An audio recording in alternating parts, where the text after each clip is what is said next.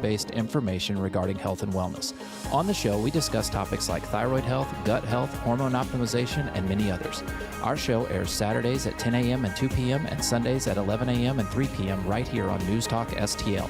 For more information, visit us at inhstl.com.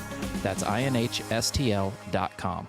The latest news. A New York grand jury has charged Trump. You got a misdemeanor that's been made a felony. There's so much theft and there's so much looting, there's so much homelessness and crime, but yet their attention is going after Donald Trump. Political prosecution. The news you need to know.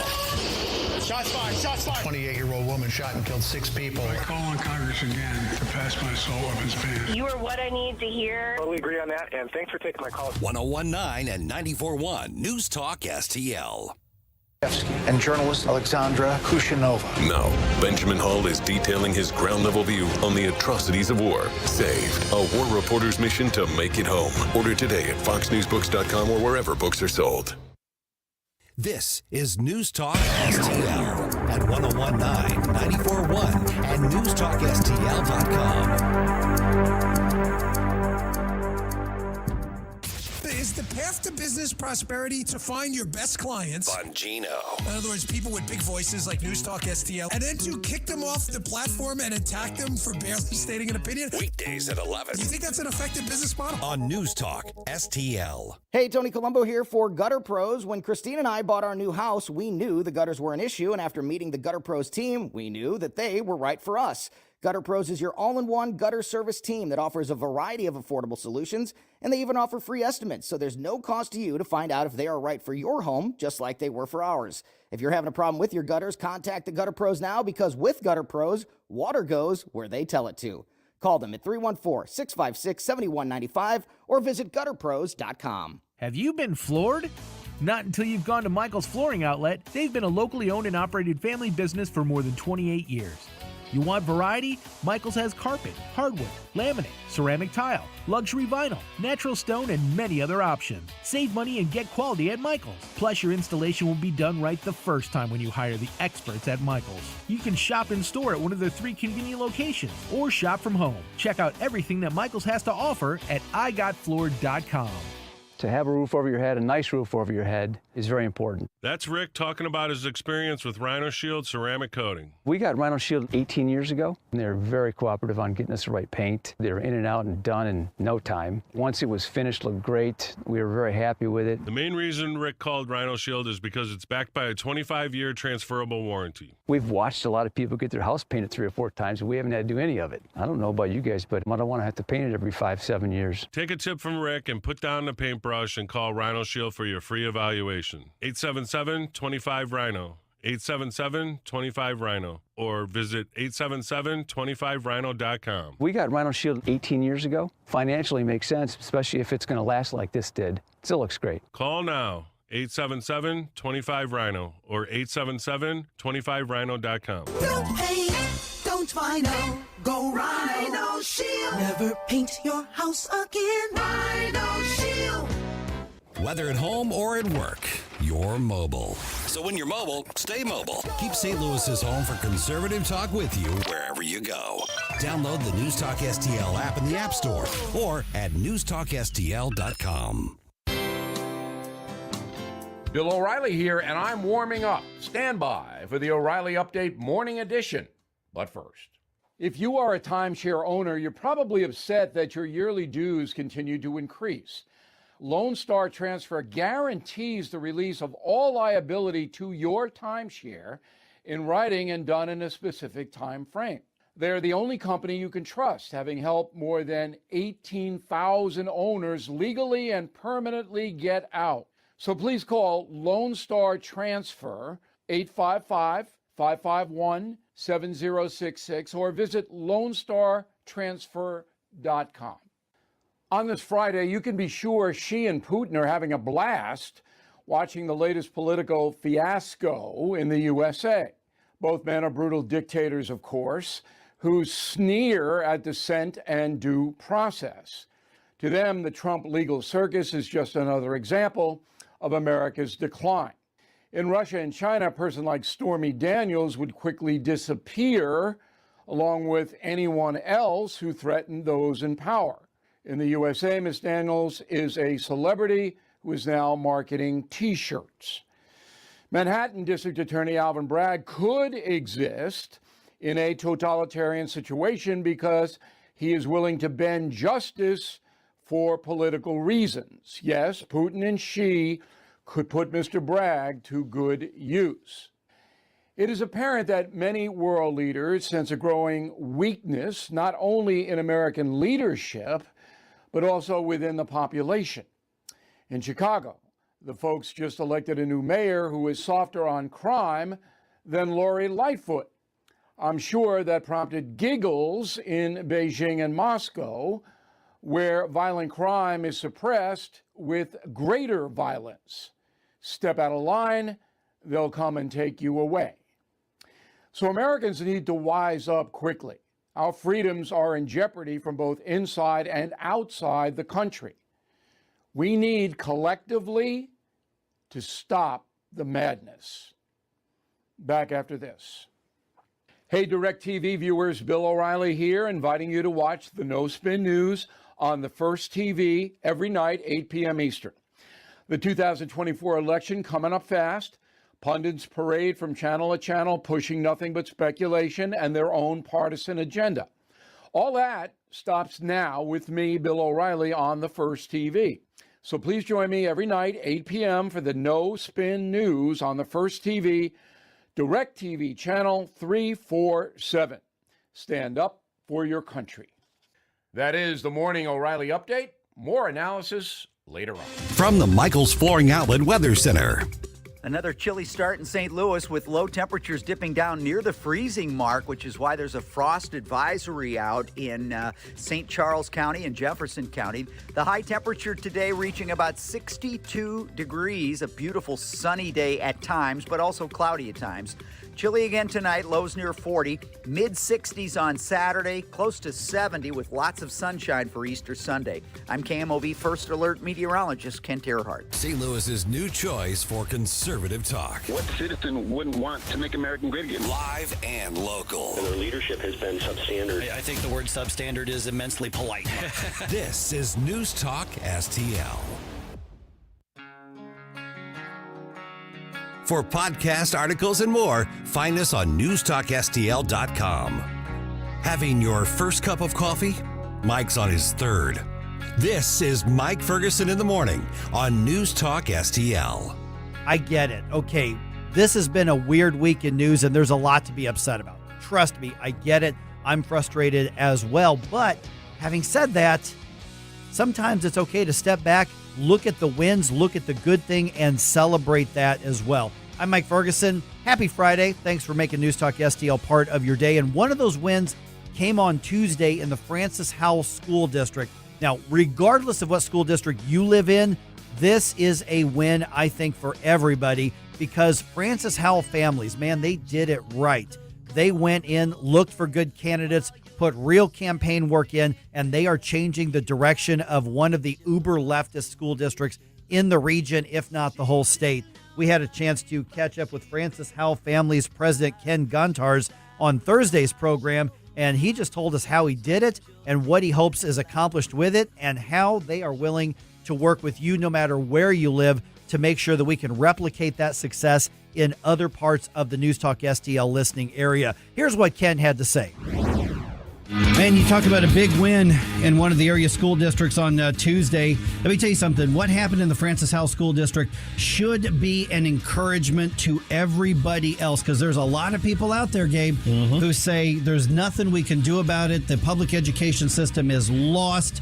We're just never going to get good people in there to make those decisions, and they proved in the Francis Howell School District that is not the case, that there is hope if you do the work and you do it right because it's worth it. If you want to bring public education back to where it should be, then you need to look at what happened in Francis Howell, and you need to look at the work of the Francis Howell Families Organization. I'm Mike Ferguson. That's Gabe Pfeiffer. We got Stel Ponticus right here. By the way, don't forget, every day, 11 to 2 o'clock, right here on 101.9 and 94.1 News Talk STL. We are the exclusive home of Dan Bongino in St. Louis. All right, I'm joined now by Ken Gontars. He's the president of Francis Howell Families. And Ken, first of all, congratulations on the wins. I mean, from a campaign perspective, there were 3 seats that were up for election on that school board, and all 3 candidates backed by Francis Howell Families won those seats. So from a campaign perspective, congratulations. But on a much, much, much bigger picture, what's ahead for Francis Howell School District and the community should be something we're all really, really excited about. So congratulations to start with, Ken. Mike, thanks so much for inviting me onto the show this morning. Let me tell you, I have not seen this level of excitement in the Francis Howell School District since the Blues won the Stanley Cup 2 years ago. When I was picking up signs yesterday at people's homes, our lot signs, our yard signs, people came up to me out of their house, embraced me, hugged me, and just thanked me that we would have a school board that would just have back to basics, common sense education. It was the level of excitement, the joy, and Mike, the hope. People now have hope. We have generated hope within this, within our community, that we can get back to a normal education. It's wonderful. It really is. Good morning, Ken. Gabe Pfeiffer here. So what I want to do is make sure that everybody who has a school district issue understands how you guys did this and replicates it 1,000,000 times over the next, however many times. So I guess there are kind of 2 questions built into there. It's like, how did you guys do your recruiting? I think, which is one of the bigger things. Great I think question. this is the problem. Yeah. And then how did you run your campaign so successfully? Oh my gosh, that it'll. I mean, I know it's a big answer, but until the 8:05. Listen, this began last year when several people became aware that LeGarrette King, does that name ring a bell to you? LeGarrette King is a critical race theorist who taught at the University of Missouri, and he was called upon by our administration and others, but in Francis Howell, to implement a Black history course. And I want to make it plain that we are absolutely in favor of a Black history course, not the 1619 perspective, but the 1776 perspective. But we want to have, you can talk about Plessy versus Ferguson, you can talk about the 1964 Civil Rights Acts, you can talk about the Jim Crow era, and some of the disgustingness that happened in that time frame. But we do not want to have the militant activism perspective of LeGarrette King. So what happened was several parents got together and saw that this had introduced a curriculum that just didn't resonate in our ears.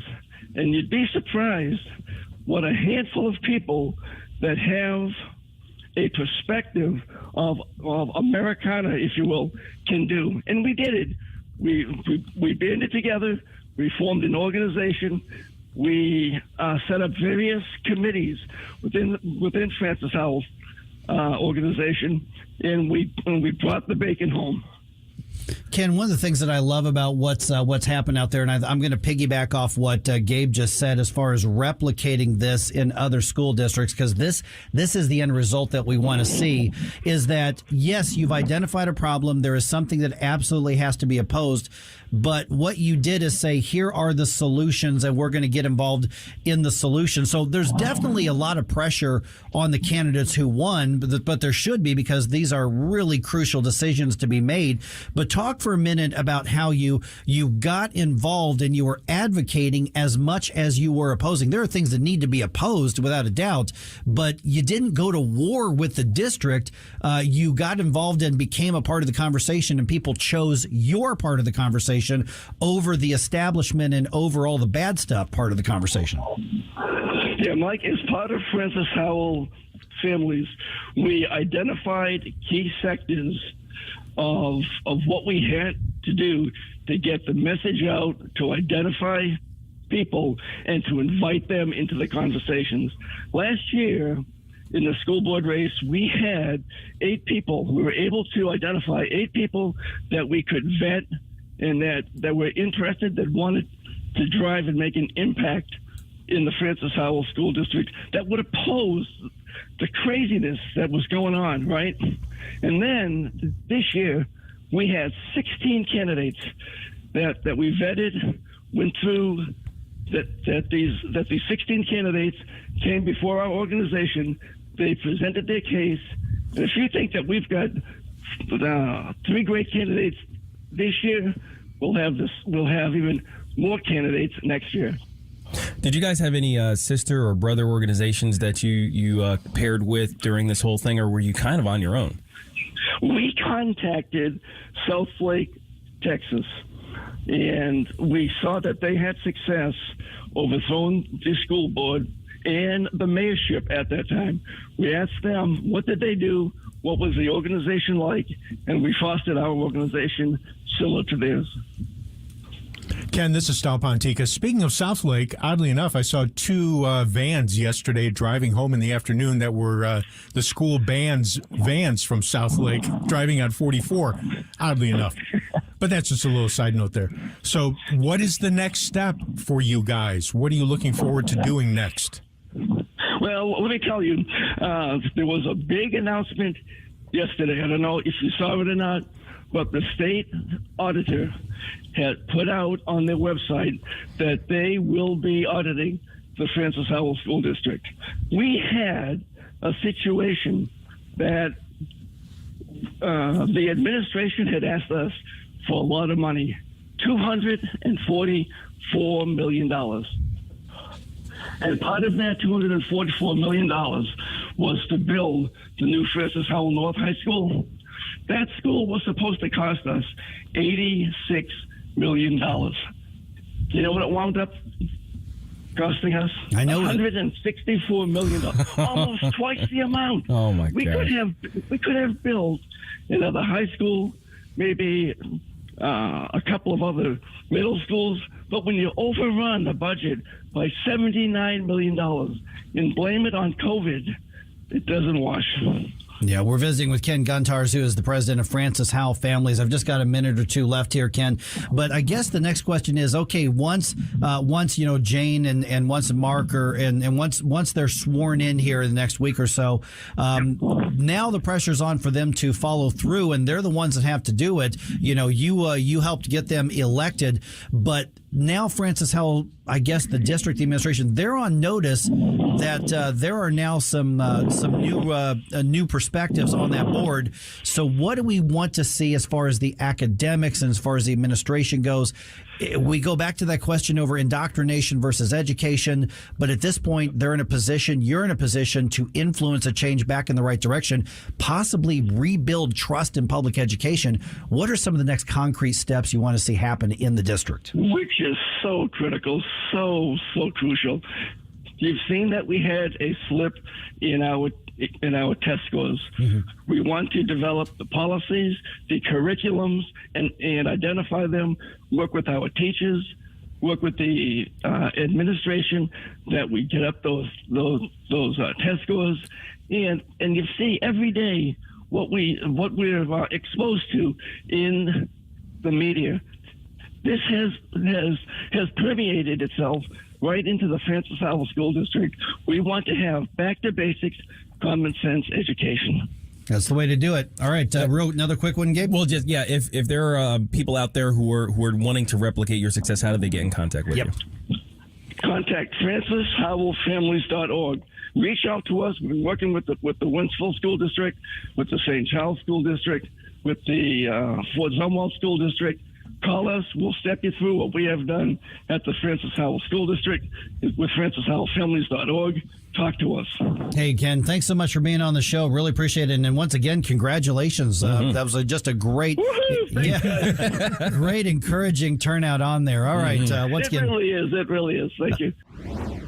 Got that News Talk STL Morning News Roundup coming your way in just about 4 minutes and 3 seconds right here on 101.9 and 94.1 News Talk STL. We give you news, analysis, opinion, and more. Only on News Talk STL. Get up, St. Louis. It's Mike Ferguson in the morning. Tim Jones and Chris Arps in the afternoon. It will be a good Friday show indeed, featuring our legal eagle Zach Smith at 4:25, Patrick Ishmael 5:25, Missouri State Senator Bill Eigel. Tim Jones and Chris Arps. Weekdays at 3:30 on News Talk STL. I'm Missouri Attorney General Andrew Bailey. As the state's chief legal officer, I will enforce the laws as written. I will hold accountable those who violate state and federal law by knowingly hiring unauthorized workers. By paying lower wages and avoiding taxes, businesses using unauthorized workers put honest ones at a competitive disadvantage. Report businesses that employ unauthorized workers at ago.mo.gov. Brought to you by the Missouri Department of Labor and Industrial Relations. Life insurance is one of those things that just about everybody needs, but few people actually have. Hey, if you die unexpectedly without life insurance, guess what? You'll leave your family with even a bigger mess. Life insurance will help replace your family's income. It'll help cover burial expenses. Life insurance can even help pay off debt like credit cards and medical bills. Life insurance can even pay for college. And if you own a business and you die, life insurance can help your business from collapsing. It can even help cover estate taxes. Life insurance has never been more affordable and needed. Plus, you can always shop around even if you have a plan and save some money. So call the Life Insurance Quote Line right now for free pricing information. 800-979-3060. 800-979-3060. 800-979-3060. That's 800-979-3060. How is your car payment treating you? What if I told you you could make a free phone call right now and reduce your car payment by as much as $83 a month? Look at your car payment closely. You could be paying as high as 20% interest. Rate Genius can help you reduce your car payments by reducing your interest rate to as low as 2.48% APR. We can refinance most existing car loans or leased cars, new or used, and save you money every month. Put more money back in your pocket. The call is free to find out how low we can lower your car payment. 5 minutes of your time right now could save you hundreds of dollars a year. Call Rate Genius now. 800-764-2179. 800-764-2179. 800-764-2179. That's 800-764-2179. Not all applicants qualify for a loan or rate savings. Actual offer terms, including APR, are determined at the time of your application based on creditworthiness, value of the vehicle, loan term, and other factors. Look through your children's eyes, and you'll see the true magic of a forest. It's a storybook world for them. You look and see a tree. They see the wrinkled face of a wizard with arms outstretched to the sky. They see treasure in pebbles. They see a windy path that could lead to adventure. When they discover the forest, their imagination is inspired by the smell of pine, the crunch of leaves beneath their feet, the sound of birds calling out for attention. And they see you, their fearless guide through this fascinating forest world. You are the hero in this book. This is a memory being made. This is what they will laugh about years from now. These are the roots, grounding and nourishing them. Find a forest near you and start exploring at discovertheforest.org. Then look through your children's eyes and discover the magic all around you. That's discovertheforest.org. Brought to you by the United States Forest Service and the Ad Council. The Vic Porcelli Show. Author, attorney, John O'Connor. What is frustrating to me, Vic, is the left has ideologies. They don't like to debate things, as you talked about earlier. And then when the press goes along with it, they accept placidly whatever comes out. Biden cooperated when he got caught, or said he cooperated. That's not a defense. Like, okay, I robbed the bank 6 years ago. I'm giving the money back, so that's a defense. Vic Porcelli, live and local, weekday mornings at 9 on News Talk STL. This news update brought to you by Anton's Plumbing and HVAC. Call Anton's at 314-338-3941 or visit them at antonshvac.com.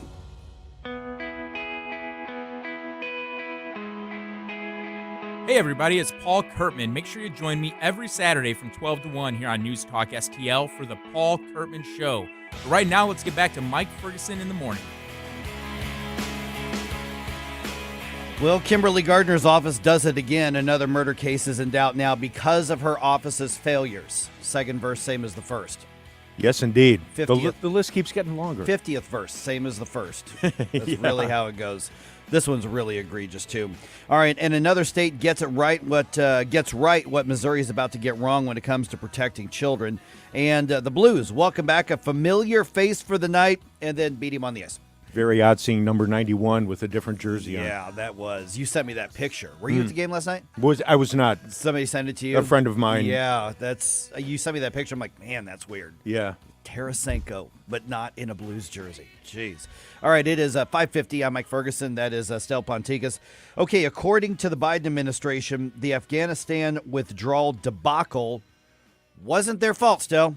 That's what I've heard. Yeah, the 12-page report from the Pentagon and the State Department blames. You want to guess who they want to blame? Well, you know what? They don't take the blame ever, so I'm going to guess it's a guy with the last name that starts with a T. That would be Donald Trump, exactly, saying that the Biden administration was left with few good options. Here's John Kirby. It was a general sense of degradation and neglect there that the president inherited. Yeah, I don't want to... This is sometimes where we make fun of the Biden administration. 13 servicemen and women, including one from right here in the St. Louis area, were killed as a result of that debacle. So simply trying to pass the buck and, trying to just blame anybody but themselves, clearly for optics and political reasons, is absolutely disgusting. The commander-in-chief is in charge of what happens on this. You don't get to say, well, the one before us did stuff we didn't like, therefore it's not our fault that what happened under our watch. That previous guy was not in office when this happened. Yeah, exactly. All right, we'll talk more about that just a little bit later. Matter of fact, Paul Kurtman's going to be joining us in about 10 minutes or so with his military background. I want to know what his reaction is to that. A St. Louis judge sanctions Kimberly Gardner's office for more failures to do the basics of prosecution, this time in a double murder case.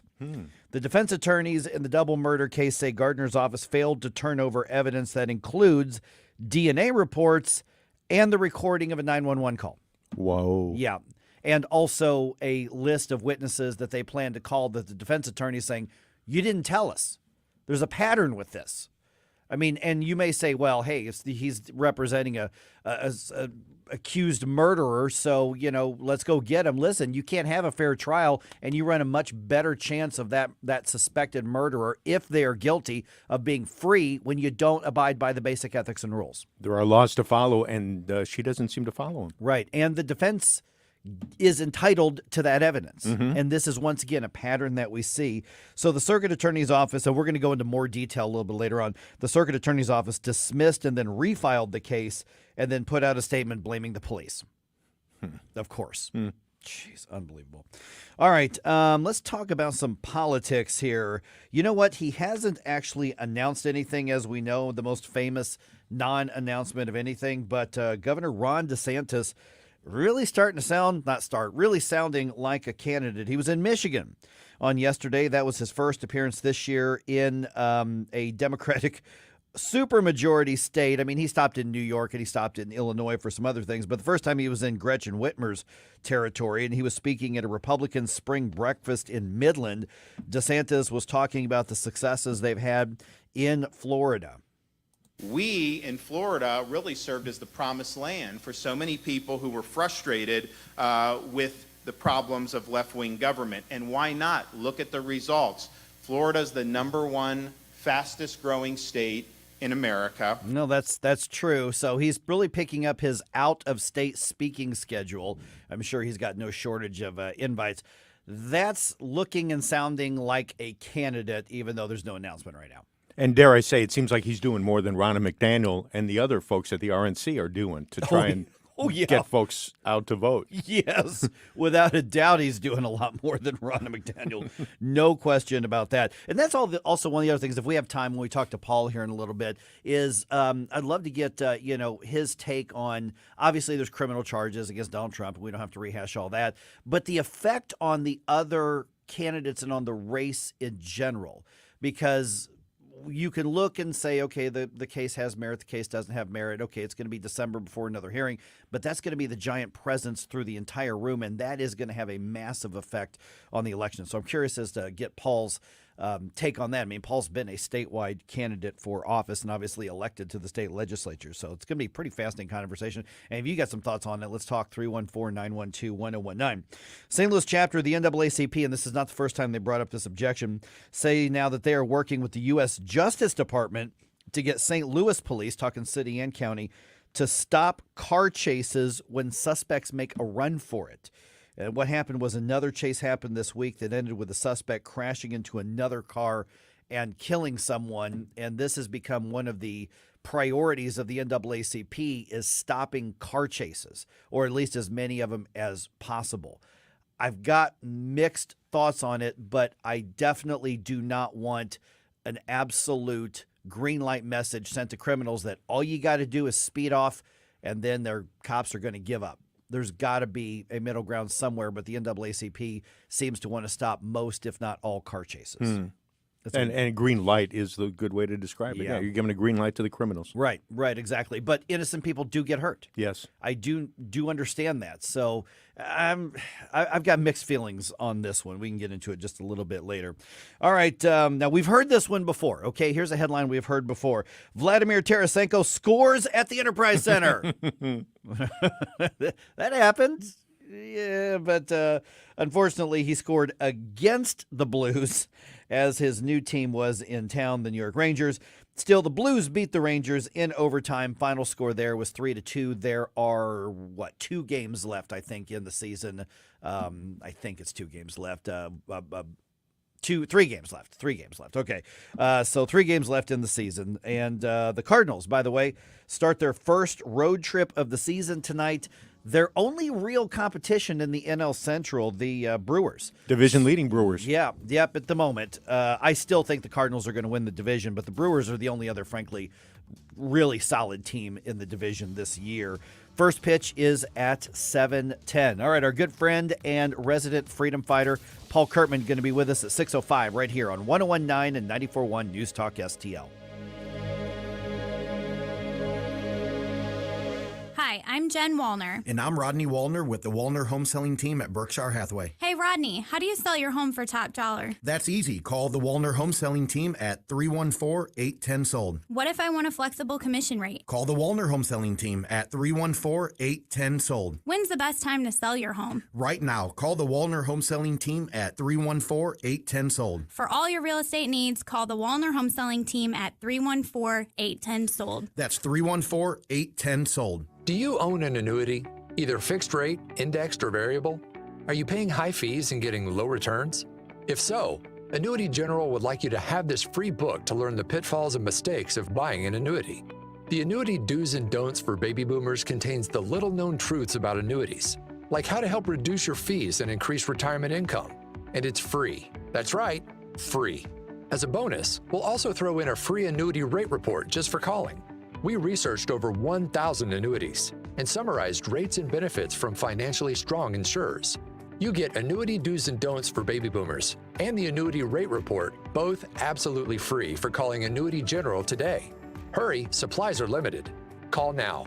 800-649-8619. 800-649-8619. 800-649-8619. That's 800-649-8619. In times of economic uncertainty and chaos, your money means nothing. You may not even be able to get it from your bank or ATM. And the money you do have in the stock market will go down and down. What you can bank on is gold and silver. Gold and silver have been a reliable and trusted form of currency for thousands of years. Gold and silver have never been worth zero, and typically gold holds its value during economic turmoil. Call the Gold Hotline now and learn how to protect your money and your assets with gold and silver. And learn how to set up a new IRA or roll over your current one into a gold-backed IRA. Protect your money from the next market crash with gold and silver. Call now for your free gold guide. 800-281-4224. 800-281-4224. 800-281-4224. That's 800-281-4224.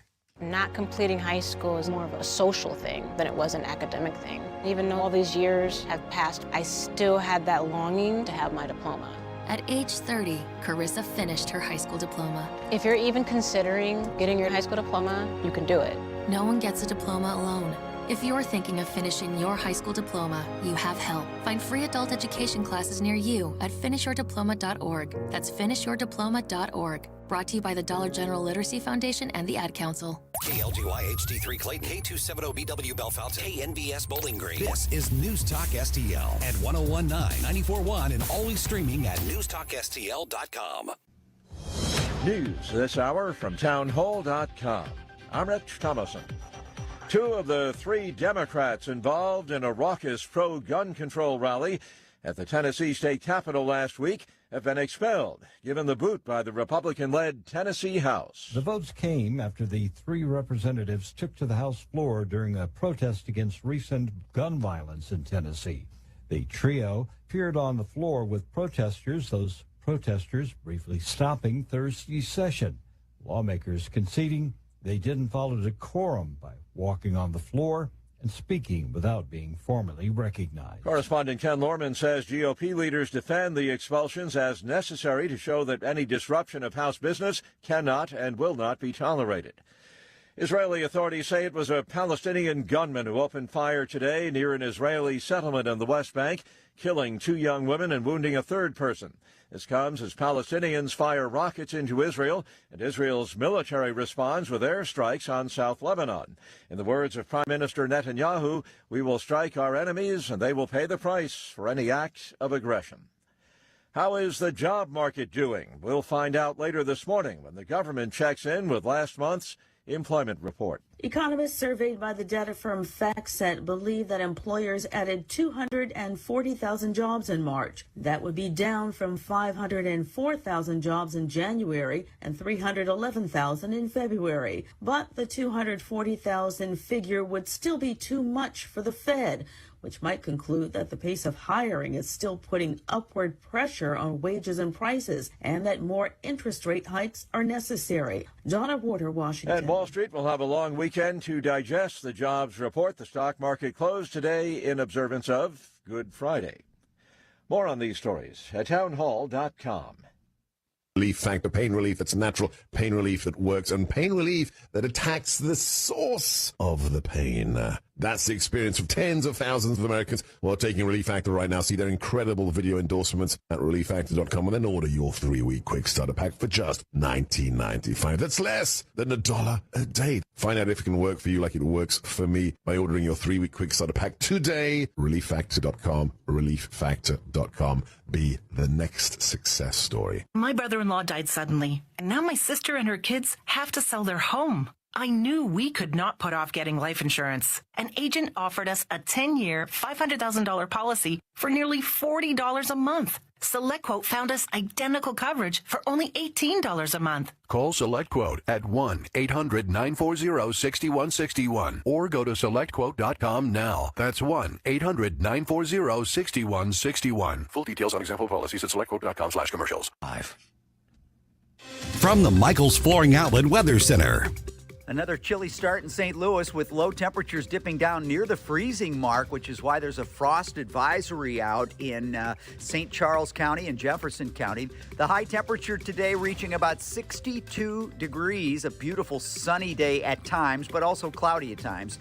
Chilly again tonight, lows near 40, mid-60s on Saturday, close to 70 with lots of sunshine for Easter Sunday. I'm KMOV First Alert meteorologist Kent Earhart. This hour of News Talk STL is brought to you by Rodney and Jen Wallner and the entire Wallner home selling team at Berkshire Hathaway. Call them today at 314-810-SOLD. 314-810-SOLD. You want a beautiful lawn, but if you live by my motto, I don't do projects. So call the experts, Allen Outdoor Solutions, lawn maintenance, landscaping, lighting, irrigation. Recent storms might have created some drainage issues. That's not good for your home. Get immediate help or a quote. Call my friend Steve Allen, 314-647-4800, 647-4800. AllenOutdoorSolutions.com. AllenOutdoorSolutions.com. I'm Dr. TJ, owner of the Institute of Natural Health, co-owner of Optimal Nutraceuticals, and the host of Wellness 101. Wellness 101 is designed to cut through the nonsense and provide you common sense, science-based information regarding health and wellness. On the show, we discuss topics like thyroid health, gut health, hormone optimization, and many others. Our show airs Saturdays at 10 a.m. and 2 p.m. and Sundays at 11 a.m. and 3 p.m. right here on News Talk STL. For more information, visit us at inhstl.com. That's inhstl.com. Subscribe and watch your favorite News Talk STL shows. Mike Ferguson in the morning, The Vic Porcelli Show, Columbo and Katie, Jones and Arps. Webcam streaming on Facebook, Twitter, Rumble. Subscribe and watch News Talk STL. Mike Ferguson. This is the kind of adventure I usually have to force upon us, and here it is, falling into our laps. Gabe Pfeiffer. They're buying it. Get up! Get up! Can't you hear the alarm? Get up, St. Louis. Why don't you pop a squat, son? Mike Ferguson in the morning on News Talk STL. Get up! Get up! This is your cousin God. It's Friday! Finally. Man, I was dragging this morning. Yeah, it's been a long week. It really has. Okay, how will the criminal charges against Donald Trump affect the other GOP presidential candidates and the race for the nomination, which is another way of saying the voters and the party and the next election itself? We'll get into that here in a few minutes. By the way, I always want to take Fridays to remind everybody that you ought to keep your listing right here on the air or on the app. Right here on News Talk STL. Randy Tobler Show live Saturday from 6 to 9 a.m., one of the longest running weekend shows in St. Louis, and that's because it's really one of the best in St. Louis. All right, joined now by resident freedom fighter Paul Kurtman, who you can hear every weekend Saturday at noon right now. Hey, Paul, I want to start with the question over Afghanistan. You probably saw the back and forth between Peter Doocy and John Kirby, but the State Department and the Pentagon decided to put out a report, or they haven't put it out. They said that there is a document that they've announced is now written that essentially says the entire Afghanistan withdrawal debacle is Donald Trump's fault. And here's John Kirby as part of the overall exchange and as part of his answering questions at the presser at the White House yesterday, making his case that this was all Donald Trump's fault, not the commander-in-chief at the time. You got to look at when he came into office, what he was walking into. He didn't negotiate with the Taliban. He didn't invite the Taliban to Camp David. He didn't release 5,000 prisoners. He didn't reduce force levels in Afghanistan to 2,500. And he didn't have an arrangement with the Taliban that they won't attack our troops. He came in with a certain set of circumstances. Shirking responsibility, Paul, or fair criticism? Yeah, absolutely. That's shirking responsibility. Good morning, guys. And this is, man, I was just talking about this whole issue all day long yesterday, pretty much with everybody that I ran into who just wanted to talk about that press conference and these reports that are coming out. Biden can say, his whole administration can say, hey, I wasn't the one that did this, this, this, and this. No. You were the one who was actually the commander-in-chief during the withdrawal. And first off, President Biden blew right through Donald Trump's timeline. There was a timeline. Donald Trump blew through it. And I think it's incredibly hypocritical, and it is just straight up gaslighting to say, hey, look, Donald Trump didn't negotiate with the Taliban. Well, President Biden didn't negotiate with the Taliban, but it was President Biden who chose the Taliban and asked the Taliban to provide our security during the whole withdrawal. And it was under President Biden's watch that they got all these guns and all this ammunition. It was under President Biden's watch. It was under his command that we turned over Kandahar Airport. President Trump's plan was for that to stay basically the territory or under the administration or overwatch of the United States. But because of President Biden, China has it now. And so this is absolutely a failure of the Biden administration. And you know what? You're the commander-in-chief. And And right now, every real warrior in the United States military is rolling their eyes and gritting their teeth, because that same excuse doesn't fly whenever there's a change of command ceremony. You don't have somebody coming in to lead a battalion of Marines and say, well, I know I've been in command here for 8 months, but really the reason that these field operations are going bad is because of the guy who was here a year and a half ago. That would never happen. Because in a situation like this, if you're the commander-in-chief, if you're the battalion commander, if you're a platoon leader, you're still in charge at the moment of the operation. And so if your gut's telling you, hey, this probably isn't the best idea, well, then it's your responsibility to wait. And if you need to speed up the timeline, speed up the timeline. If you need to stop and say, hey, hold on a second, we're going to wait. We're going to wait another 3, 4, 6 months to make sure we get this done right, because we don't think that the guy who was here before had worked this out and worked all the kinks out and worked everything out to make sure that we could pull off a safe operation. So if you're in charge, it is your responsibility, and you have the authority to do whatever you want. And so I'm incredibly angry and frustrated, because you got soldiers. It used to be, guys, that when a U.S. soldier died in combat or in theater, that the commander really took responsibility for that, and it bothered them. And they were the ones that wrote the letter. They would take the responsibility to actually write the letter home to the parents, and knowing that they were going to be the ones to do that, it made them much more thoughtful about the decisions they made on the battlefield. Not President Biden. President Biden, it's always everybody else's fault. Oh, some soldiers died? Oh, hey, look, Mom and Dad, I'm real sorry to tell you this, your son's dead, but it was the previous commander's fault that was here a year ago. That's who was really responsible for this. Guys, I don't have enough words to tell you how angry. I'm not just disappointed, and this isn't a left-right thing. I'm just angry when somebody shirks their responsibility in the worst possible way that results in the worst possible outcome, culminating in the death of some of America's best and brightest. Good morning, Paul. Gabe here. Between that and a lot of other news coming out of kind of the international community, it seems as though we've lost a lot of clout since the Trump administration. I mean, the confidence in the U.S. dollar is pretty much in the toilet. So, I mean, you've got expertise in the military aspect of it, which we just talked about, and now also in the financial. And I just wanted to get your take on the growing dissatisfaction with the use of the U.S. dollar as an international currency. Yeah. Well, you're absolutely right about that, Gabe. So under Biden's administration, we've become a laughing stock as far as our military might is concerned.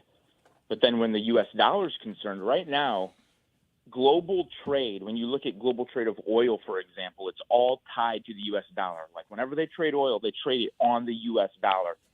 These days, it's possible these days are going to be behind us in the not too distant future, especially if President Biden or the Democrats manage to stay in power for another 4 years. You have India right now saying that they're going to do all their trade on the rupee. They want to get off the U.S. dollar. They want to bring it home. And you're going to have other countries that start doing the same thing. There are some economists out there that say, oh, this could never happen. This won't ever happen. It absolutely could happen. It could absolutely happen. China and Russia now for probably about 2 decades have been discussing creating their own currency and using that for their trade. And what's really frightening is about 15 years ago, they put out the word, hey, we're probably going to create another currency backed by gold, and we're going to start trading on that. And if they did that, it would become probably extremely popular, because the value of that probably wouldn't quite be at the whims of an inflationary monetary policy or some central bankers. And that could be very attractive to some people. But here's the nightmare scenario that I don't think is going to play out anytime soon, but you just never know the way things are going with the Biden administration. If all this trade decides to unpeg from the U.S. dollar, all these U.S. dollars are going to have some place to go. And where do you think they're going to go but back home? And what does that do to the U.S. economy? So President Biden is playing with fire here, and it's just a nightmare scenario when President Biden is the one in charge of the U.S. economy, essentially, and the U.S. military, and both of those are quickly fading in terms of their relevance on the world stage. Good morning, Paul. This is Stel. To sort of piggyback on that, because you do wear multiple caps, political and financial. Gold is over $2,000 an ounce.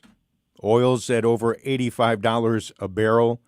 I look at other countries like Venezuela and Argentina that have gone through so many financial and political disasters over the last couple of decades. Are you really concerned about where the economy is going? So it would in light of what I just said, Stel, about a potential nightmare scenario, I don't think it's going to happen.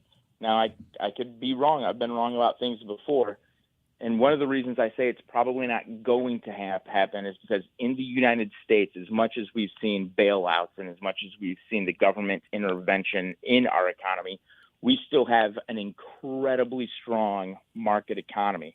And so even when bad news comes out from the federal government that has caused the market to drop a few points, even in a single day, usually what we see is we see everything from institutional investors to retail investors. So that's the people that buy on behalf of large financial companies like BlackRock, Vanguard, Capital Group, those institutional companies, but also retail investors like mom and dad who are sitting down at their computer just managing their IRA.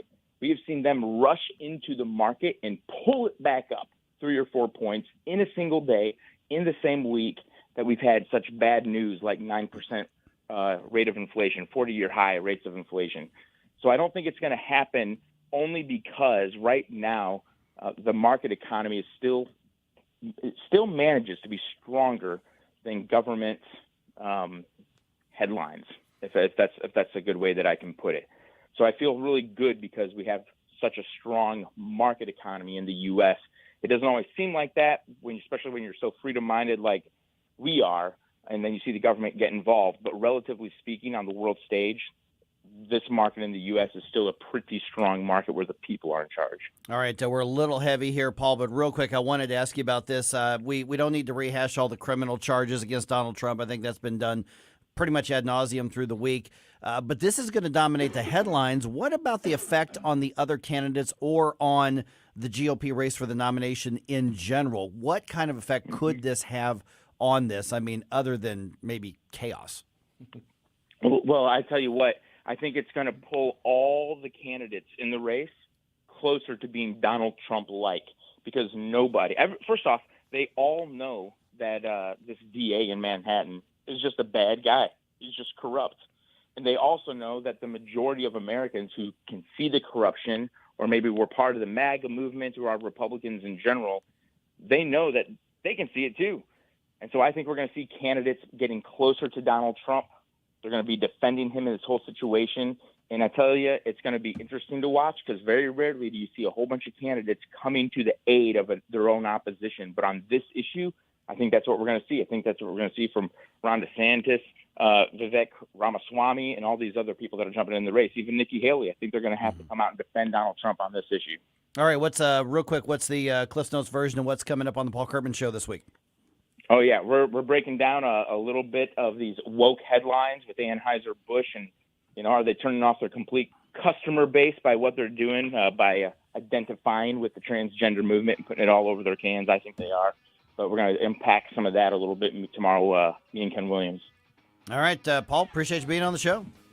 All right, thanks, guys. Thanks, Paul. Yeah, and I guess a couple of big country music stars have already, denounced Bud Light. Mm-hmm. I mean, but, country music fans don't drink beer, do they? No, never. That doesn't happen at all. All right. Okay, just ahead here, and by the way, got some thoughts on any of this, 314-912-1019. Just got an update on a conflict over critical race theory in public schools in Missouri, as a matter of fact. And it's a reminder of why you need to focus on those April elections. We'll talk about that right around 6:22 on 101.9 and 94.1 News Talk STL. Like and subscribe to us on Rumble. News Talk STL.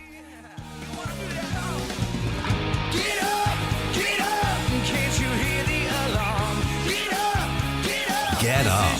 It's Mike Ferguson in the morning. It's time to spring into green with Seidenstricker Novi Partners. Don't miss this opportunity to save $2,000 and receive 0% financing on select John Deere compact tractor packages. Built to handle any challenges that lie ahead, choose from our All-American, Mississippi Queen, Bulldog, or Homesteader packages. Visit ascentpartners.com for more information. Seidenstricker Nobe, your partner for the land. Offer valid through 4/28/23. Some restrictions apply. See dealer for details.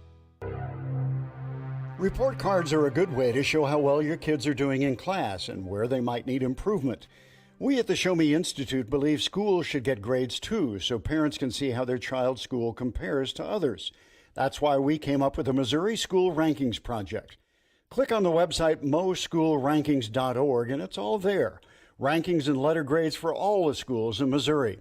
The rankings are based on categories such as student performance in English language arts and math, ACT scores, and graduation rates. Then we take the rankings and come up with a grade point average, just like your child has.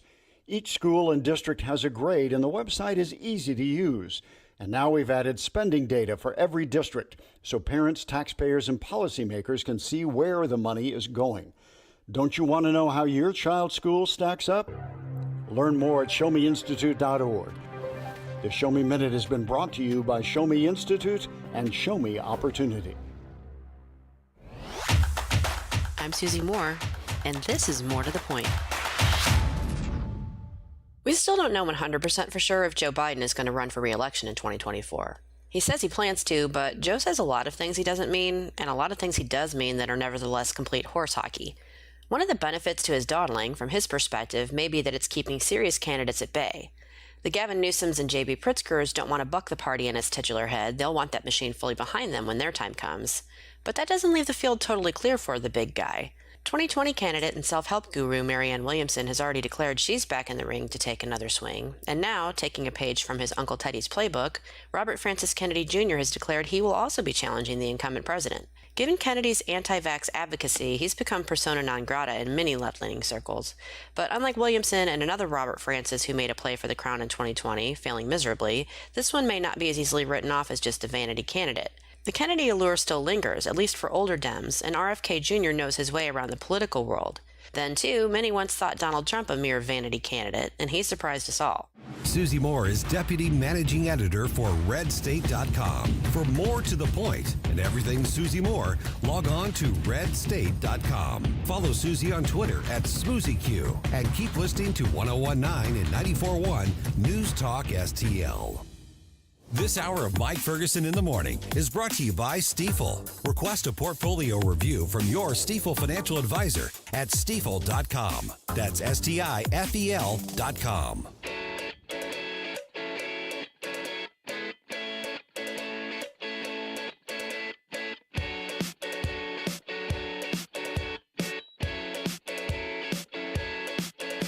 Hey, it's Joe Pags. Catch me tonight at 7 o'clock. But right now, back to more of Mike Ferguson in the Morning on News Talk STL.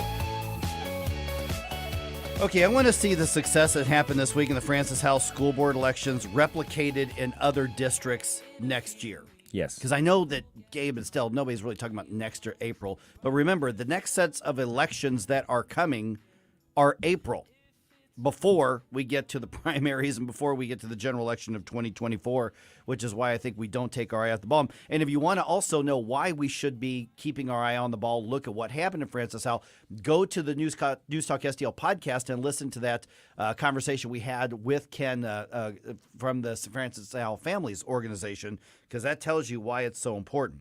By the way, News Talk STL weekend programming, don't forget Mark McCloskey on Fire Sunday from 5 to 6 o'clock. Now, speaking of the example of why electing the right people to local school boards matters so much, this goes back to the Springfield, Missouri situation where, remember, there was a lawsuit, and we had the lawyers from the Southeastern Legal Foundation on our show to talk about this. What happened was the Springfield School District, which is the largest in the state of Missouri, by the way, bigger than the St. Louis Public School District, bigger than the Kansas City Public School District. Springfield is the largest one. They required their teachers and many of the staff to go through critical race theory training.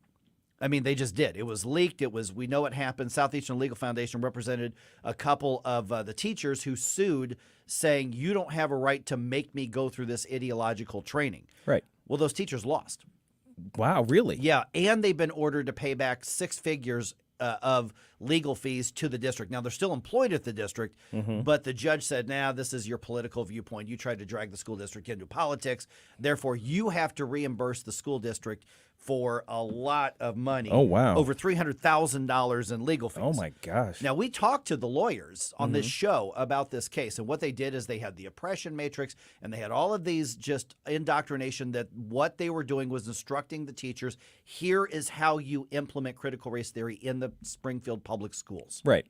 And so the teachers lost. Teachers have been ordered to reimburse the school district. And, of course, the Springfield News Leader and the other liberal media in that area, they're saying, that's money that could have been used to pay for, stuff for students. Yeah, whatever. To use to indoctrinate students. I mean, teach students. That's what they're saying. Yeah. Here's the point I'm making on that is had Springfield had better people in the school district's Board of Education, that training doesn't happen. Right. That indoctrination doesn't happen. That instruction doesn't happen. So when you look at what happened in Francis House School District this year, and then you look at Rockwood last year and some progress. Now, unfortunately, Rockwood didn't add to – Izzy Emig did not get backup in Rockwood, basically, in the last elections. But Francis House School District, their good conservative members did get backup. And so that's why these April elections are so crucial. I also am wondering if there's any recourse for the people who, I mean, just for this specific case. I'm just, it's very concerning that a judge basically can just make the calls like, no, the school wasn't being political. You're being political. Here, give us money. That's a crazy judgment, first of all, and the fact that it's left up to this one person is troubling. Is if there's any that's recourse? What lawsuits do. Though. I know. I mean that's kind of how it ends up. That's how it works. Southeastern Legal says they're appealing. Okay. So I mean, obviously the order to pay back will be stayed pending appeal, but that's all they can do. But I mean, that's what judges do. I mean, they make a ruling, they make a call on this, and what the judge ruled is that their civil rights were not violated by the boss telling him they had to go through critical race theory training and instruction. That's amazing. It's like I wonder how how it would go if perhaps the indoctrination was the other way around. But I guess that's a different story. But again, it doesn't happen, like you said, if you have the right people on the school board, because that training doesn't make it into the teacher requirements. We have got to reclaim the schools. Yes. And some are going to be, more likely to elect good people. Francis House School District, the people there clearly have had enough of what's happening. Rockwood is still one of those areas that's very, very close. So, there needs to be, another one of those. Every school district out there, St. Charles and St. Peter. Unfortunately, I live in the Maplewood-Richmond Heights School District, which is extremist, ridiculously Marxist left. I mean, it's evil. I mean, what happens in that school district is absolutely evil because I live in a deeply far left area of St. Louis. That school district is probably beyond hope. Yeah. So, if you're looking to, look for an area, to rear your kids, I wouldn't move to that school district. I wouldn't move to that area. But it's a lot of nice houses, nice area. The house right next door to me sold for $500,000. Well, I mean, assuming they complete the paperwork. And so, it's a lot of people want to go there. They say, oh, this great school district, highly rated. No, it's an awful school district. Don't do Keep your kids out of there. Yeah. That's not an area where we're going to win anytime soon, but other areas we can to try to save some of these kids from that indoctrination. And it all goes back to you start with the school board that sets the direction, guys. Absolutely. I mean, and that is coupled with our other avenues, right, of funding students rather than systems, basically, so you can kill some of these really bad public schools by attrition. Yeah. Just by parents choosing to go elsewhere because the school is crap. And then in other cases, like the situation in your school district, I guess it's just going to have to change over time by a changing demographic that moves into the area. You hope.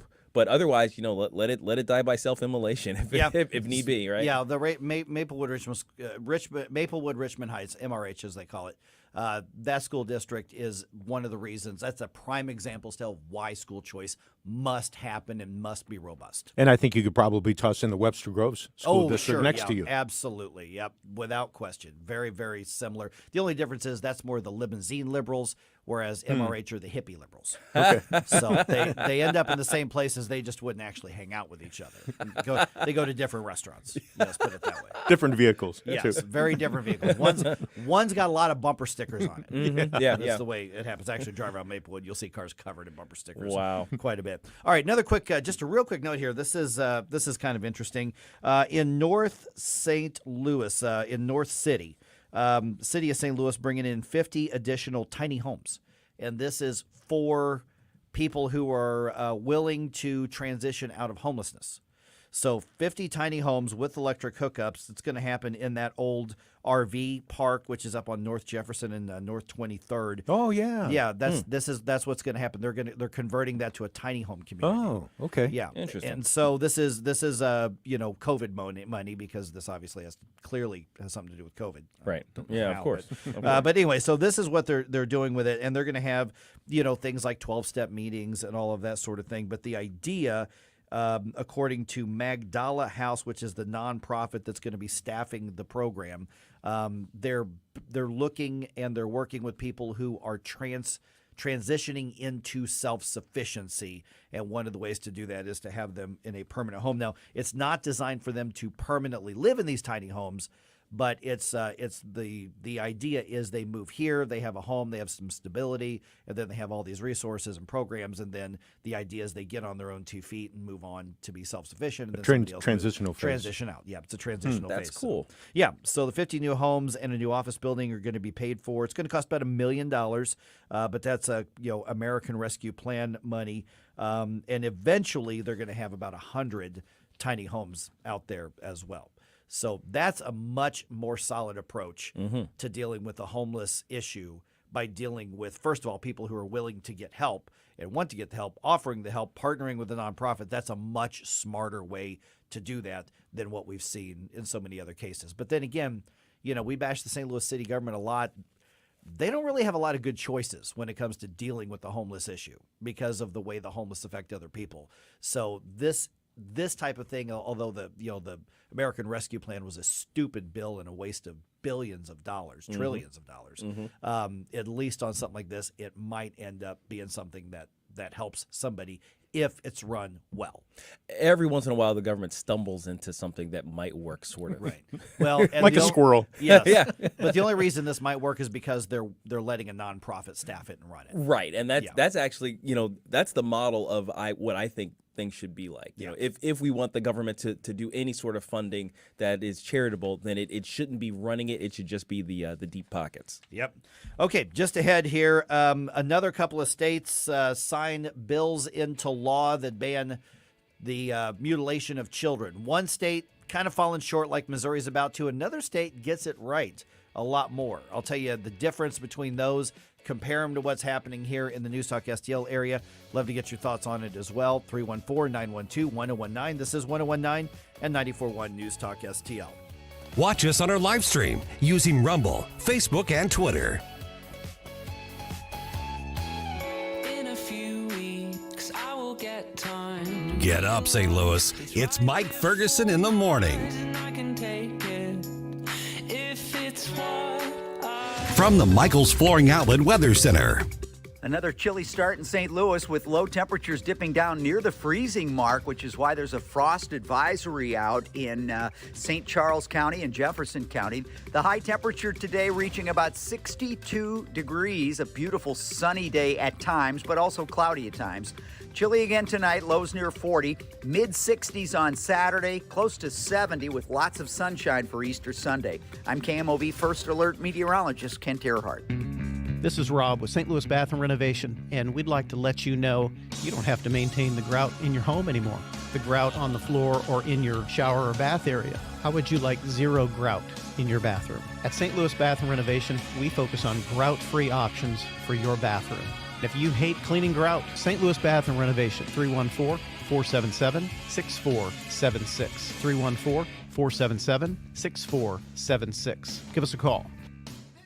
Missouri Wild Alchemy is a local and family-owned business dedicated to providing consumers with high-quality cannabis and education. They strive to make customers feel comfortable and to help curtail the stigma of cannabis use by having a professional and well-educated staff. They're proud to carry products from several Missouri cultivators and manufacturers. Missouri Wild Alchemy, now serving recreational customers 21 and above, as well as patients. Follow them on Facebook and Instagram, or visit MissouriWild.com. That's MissouriWild.com.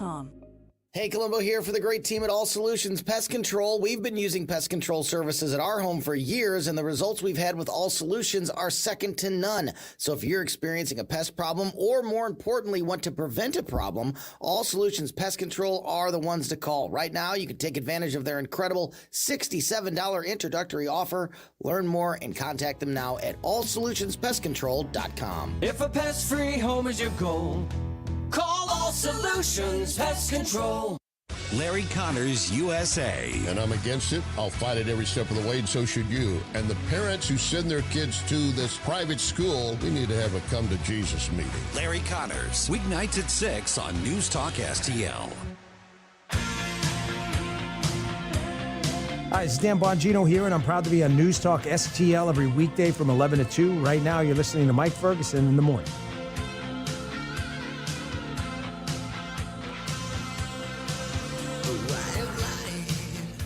All right, another state seems to get it right when it comes to protecting kids from the gender-based abuse. And another, it's going to be like Missouri. It's better than nothing, but they're really falling short when it comes to protecting the kids. I'll get to that in about 30 seconds. All right, don't forget, we do not stop being a news talk station here after the Friday programming. Rob Carter Show, Sundays from 6 o'clock to 8 o'clock. That's a pretty uncompromising, hard-hitting show right there, so you want to check that out. Okay, so Indiana and Idaho both passed bills addressing the gender mutilation of children, and their governors have signed them into law. So Indiana laws, let me start that again. Indiana's law, like Missouri's, is disappointing, but it actually is just a little bit better than Missouri. Now, Idaho's law is actually getting this right, guys. Okay. By the way, it's 6:36. I got Gabe Pfeiffer here and Stella Pontigas here. So in Indiana, Governor Eric Holcomb signed that law, and it prohibits young people under 18 from accessing any sort of, chemicals and injections and surgeries and that kind of thing. Now, here's where it's better than what Missouri is about to pass. Okay. In that if there's an underage person who's already undergoing some of these chemical or hormonal treatments, they're not allowed to keep doing that. The doctors cannot do it. They have to stop that. Okay. But where it falls short, just like Missouri's, is that it's not a criminal thing. That the worst that can happen is that the doctor has their license challenged and possibly revoked, which is never going to happen. Right, yeah. Now, where it's better than Missouri's is that it doesn't appear to have a sunset that I can see. Okay, well, that's something. Right, so that's what's better. Now, in Idaho, like some other states, they really got it right, Gabe. Okay. So Governor Brad Little signed that legislation into law this week, and this one actually makes administering or providing hormones, puberty blockers, other chemicals, any sort of surgical treatments under the guise of quote-unquote gender-affirming care, a felony crime. Okay. That's the way you do it. That's the way you do it. Now, again, if you're 18 or over in both of these states, like every other state, you can do whatever you want with your life. Sure. But that falls under the consenting adults concept, Exactly. right? So the ACLU is suing in both states already.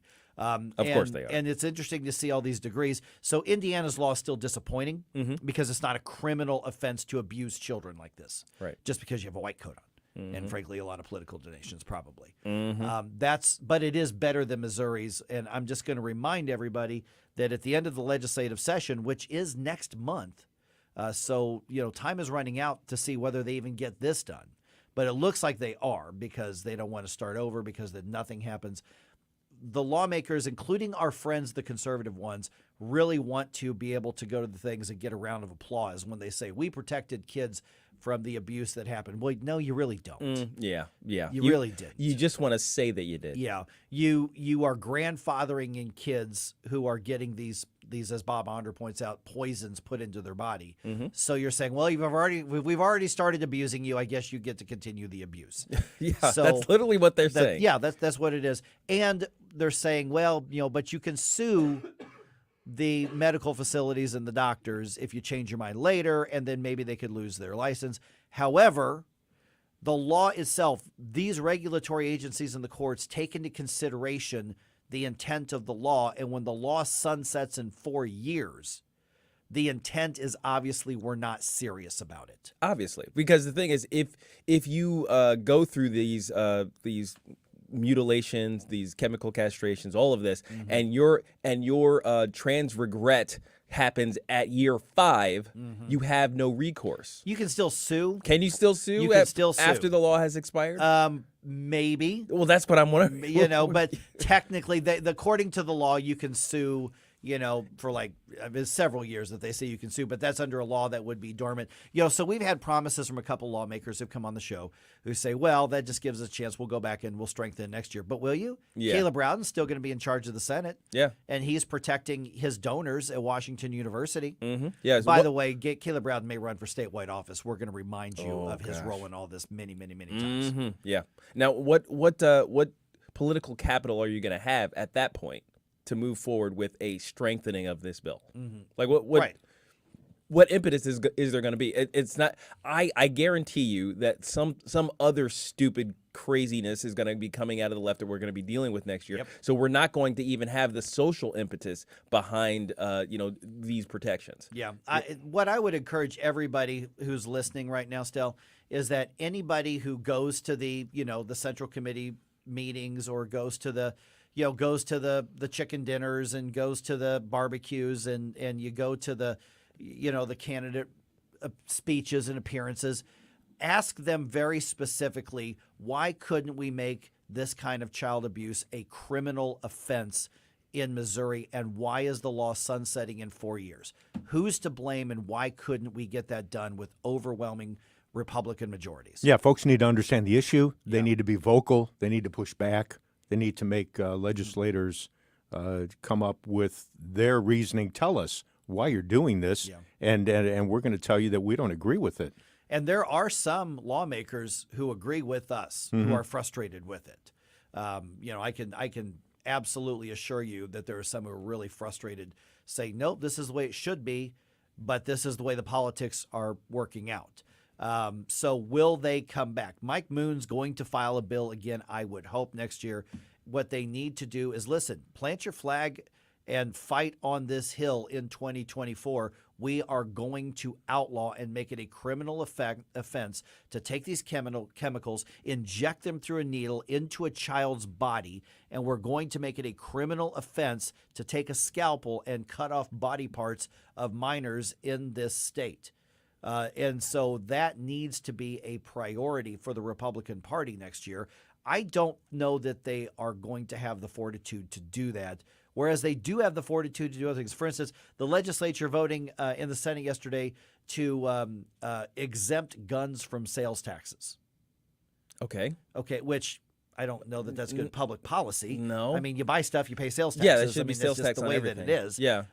It's one thing to talk about eliminating sales taxes on groceries or feminine hygiene products. Okay, sure. Yeah, that's a whole different category. Defensible. Yeah, but I don't think it's any of the government's business what guns I or you or anybody else owns. But exempting it from sales tax is kind of virtue signaling. It feels weird. It's a little different. It feels weird. I mean, if you're going to pick which products we're going to send messages on, okay, so we got the fortitude to do that. Babe, and I'm all for cutting taxes. I'm just saying it's a weird way to do it. Yeah, I don't like the winners and losers tax cuts, But in this particular situation, the momentum has changed.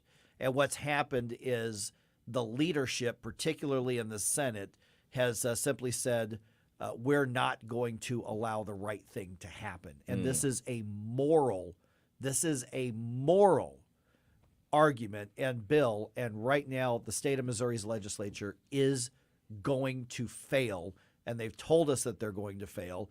even those who want us to succeed. And I agree still. I think what happens is we need to remind them and hold our friends' feet to the fire. Just because they're conservative or have an R behind their name, they need to be reminded they work and serve the people of the state. They work for us. And the conservatives generally get 9 out of 10 things right, but this is a big one to get wrong.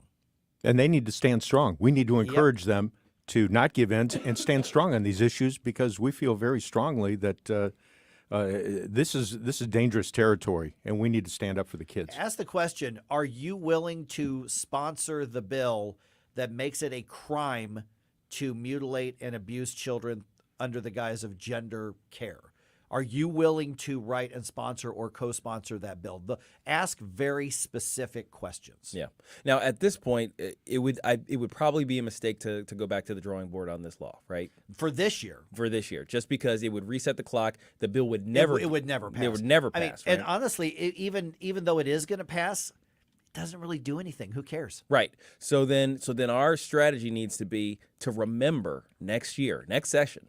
Basically, next session, to slam them constantly about, okay, when are you going to strengthen this? Right. When are you going to change? When are you going to update this law? When are you going to do? Because if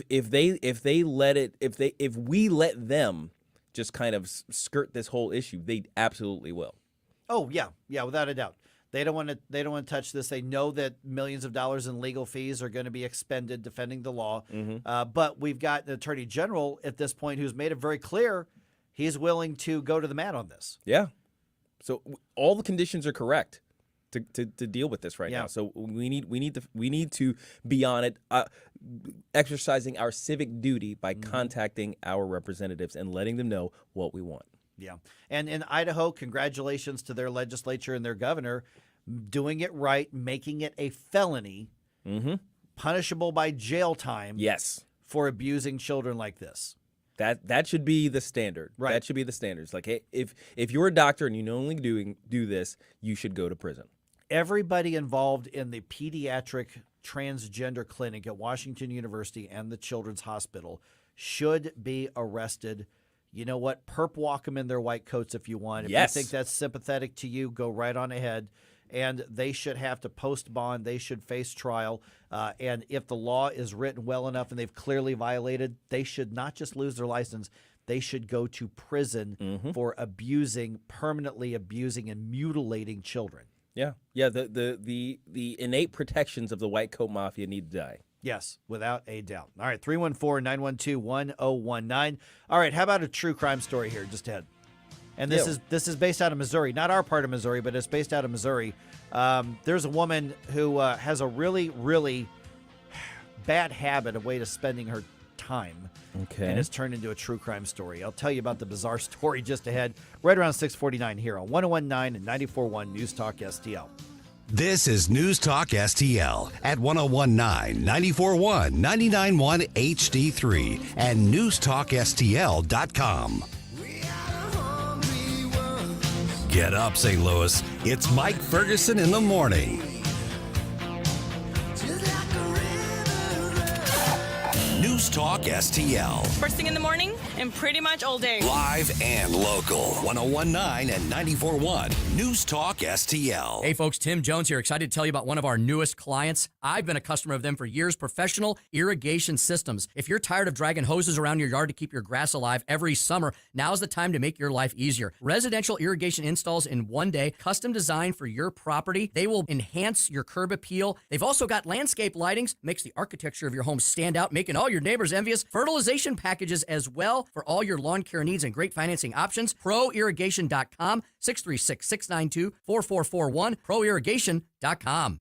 News Talk STL is proud to have Doug Voss of Safe Money Radio as part of our lineup each week. Doug has been a staple on St. Louis radio for many years as one of the leading financial experts in the area. You can hear Doug and Safe Money Radio 3 times every weekend on News Talk STL. But in case you miss anything, you can check it all out at DougVossSafeMoneyRadio.com. What else do our listeners need to know, Doug?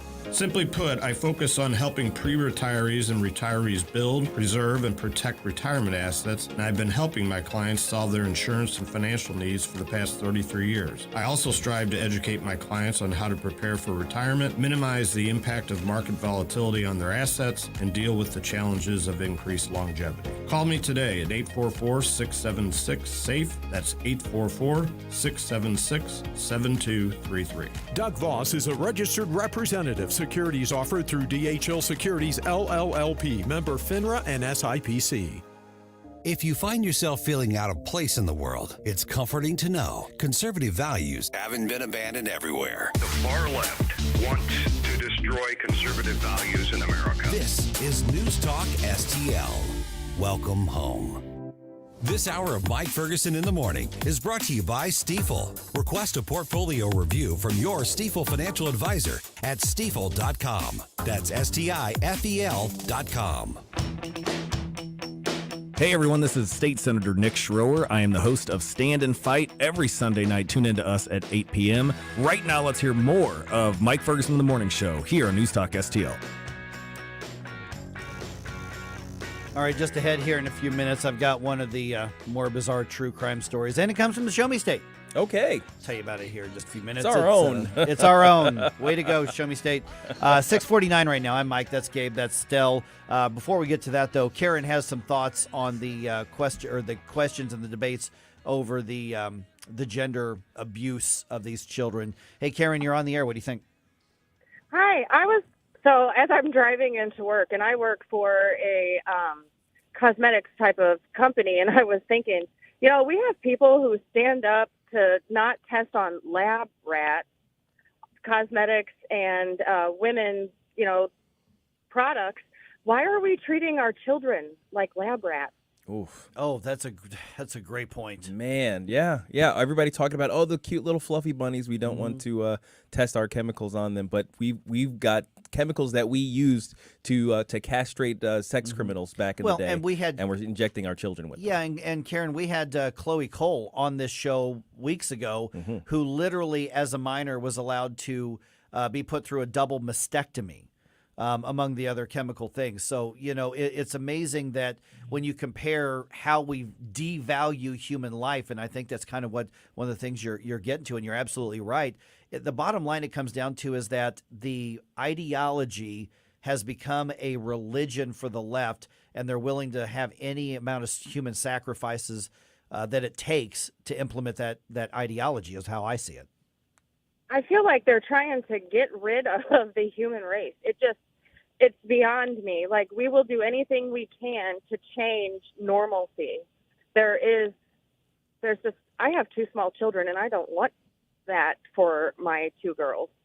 Be what you want to be, do what you want to do, but be an adult before you make decisions. And somebody needs to stand up, because our children of this world are not lab rats, for crying out loud. We have people standing outside Humane Society, so dogs are not euthanized. However, we can take out our children. Yeah, Karen, that's a great point. I hadn't even thought of making that comparison, but you're absolutely right. We're societally and on the left valuing lab rats over actual human children. That's a great point, Karen. Hey, appreciate you being part of the show. Thank you. Have a great day, guys. You got it. 314-912-1019. She hit home with that one. Yeah, man. she had to hit that one right on the head.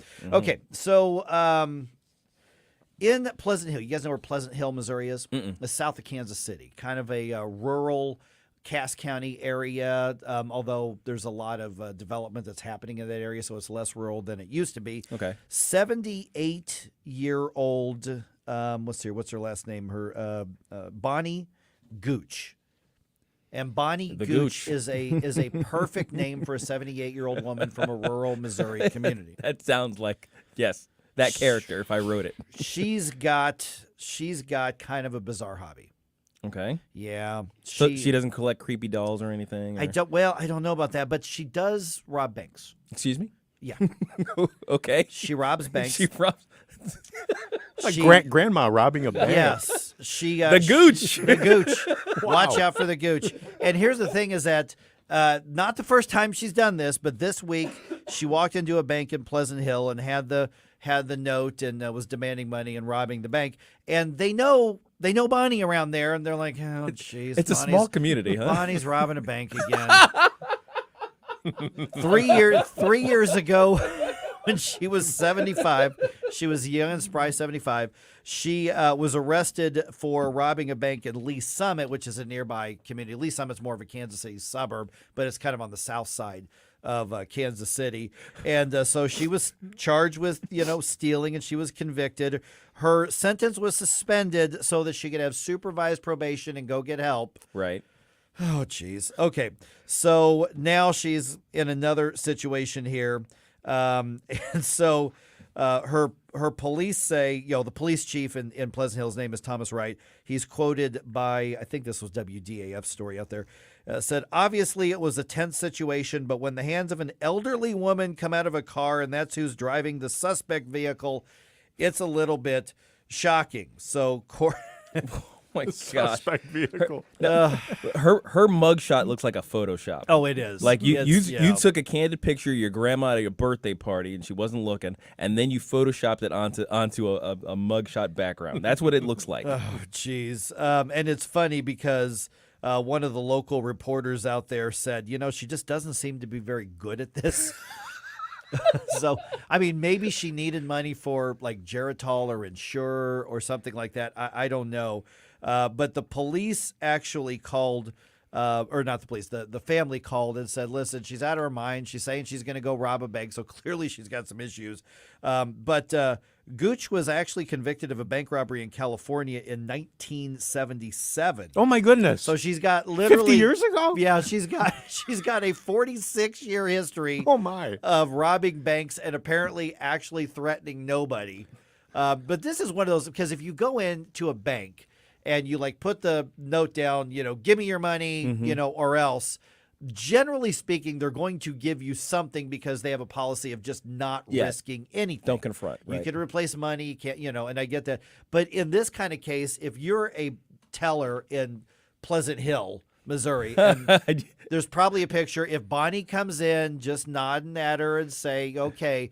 Or you just say, Bonnie, listen, the senior center's down that way. Bonnie, go home. They have Scrabble. They have Parcheesi. They have shuffleball. Do you think she's having flashbacks basically to 70? She thinks she's 1970 Bonnie, and she's got to implement her plan to rob that bank, and she just does it. She's like, I don't know. Oh wait. It's not. It's 2020. I can. Oh wait, it's 2023. I can think of other hobbies that she. Yeah, that's needlepoint. Needlepoint would be a good hobby for Bonnie. That would be good. Now, of course, sharp implements, that may be a problem. That's true.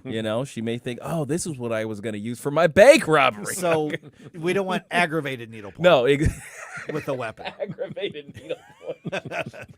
Well, what gets me is that this community is probably, everybody probably knows Bonnie. Pretty much, just by sight. Yeah. So she walks in and it's like, oh, it's Bonnie again. Bonnie, come on. Would you please stop robbing banks? Bonnie. Come on. Bonnie, people are going to start not liking you at some point. I just want to put money in my Christmas club account. How those conversations go? Like, down the road from there, there's this like local breakfasty pancakey place. Think Chris's Pancakes, but in a rural town. There's one of those. I mean, can you imagine what the conversations are this week in there? It's like, Jared Bonnie did. Oh, come on. She didn't rob a bank again, did she? Yes. She's such a sweetheart if she just stopped robbing banks. Bonnie should be making her grandchildren cookies right now. That's what she should be doing. But obviously, bank robbing is far more exciting. Apparently. Yeah. And so the family... I'm also trying to picture, because the family calls in and says, hey, grandma's headed to the bank. Is it Bonnie? Yeah. She's not good. Yeah. Oh, man.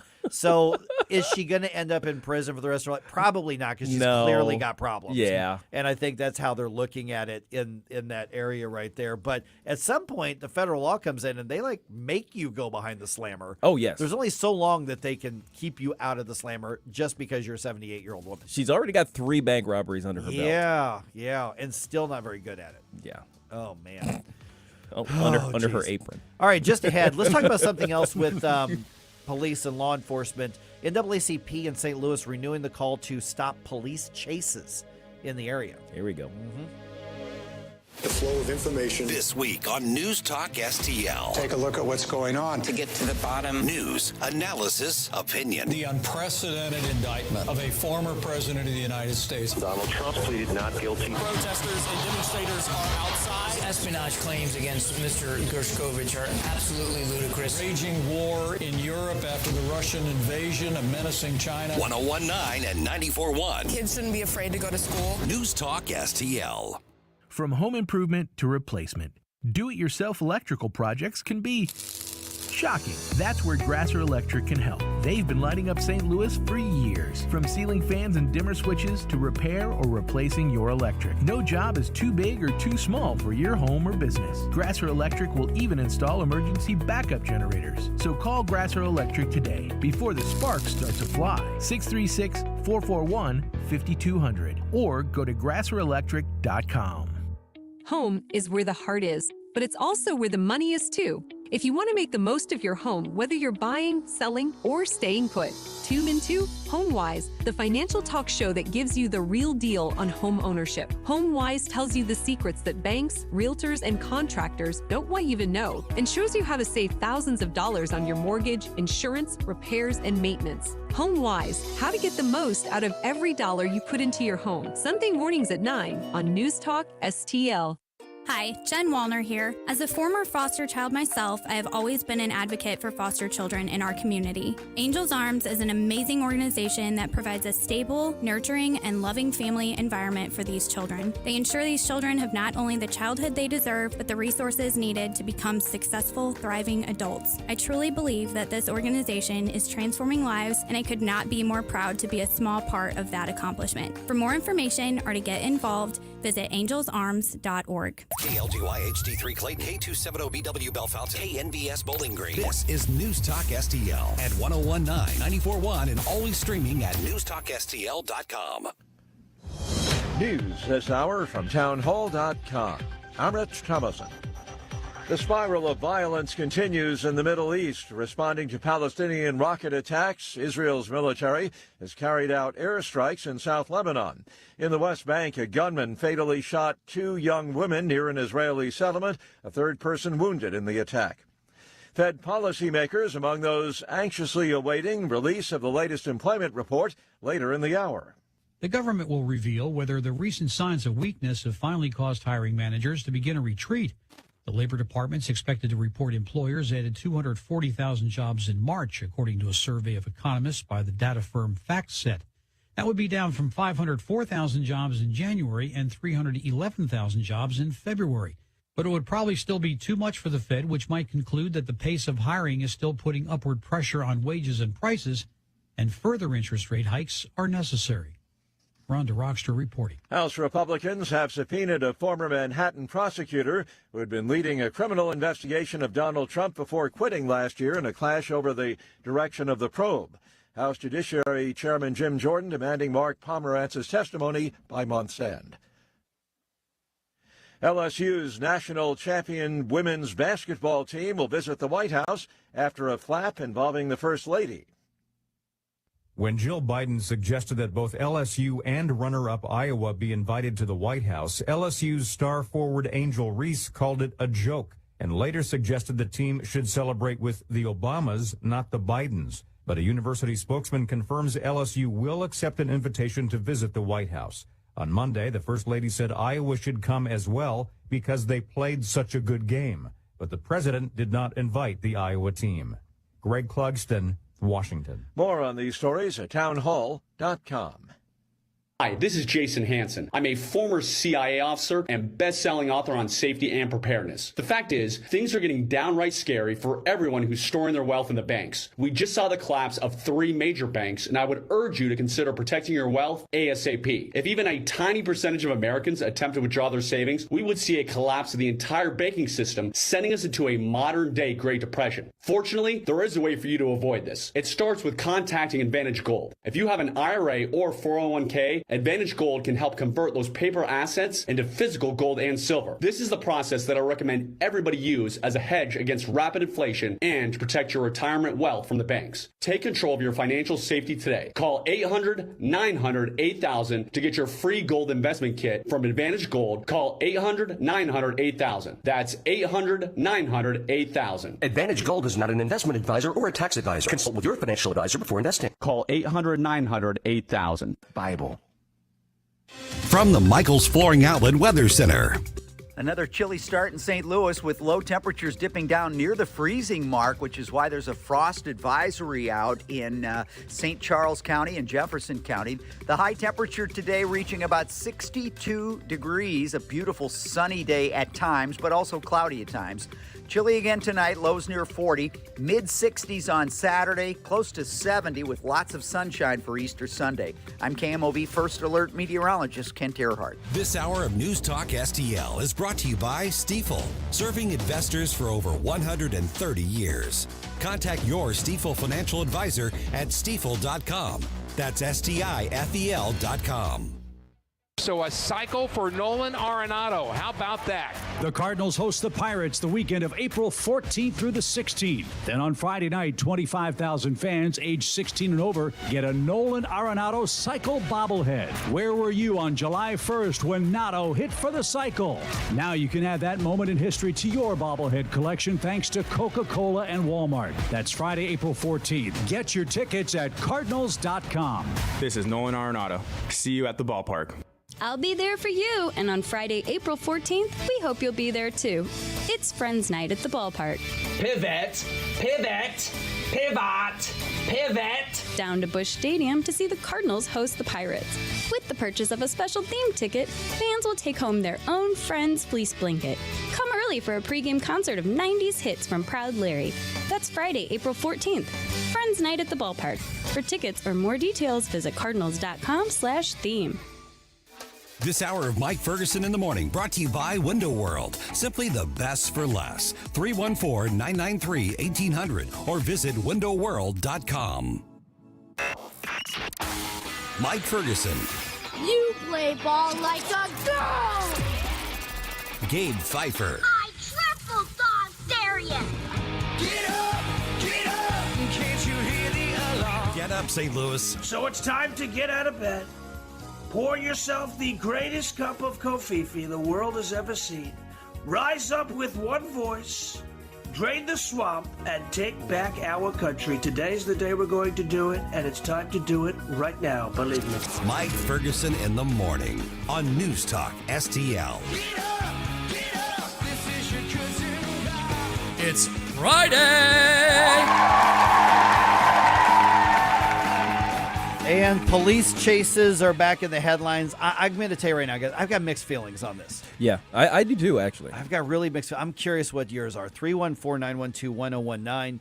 NAACP is now trying to work with the feds to limit police chases or stop police chases in St. Louis. I'll tell you all about that. Don't forget, News Talk STL is a weekend programming, best in the entire area.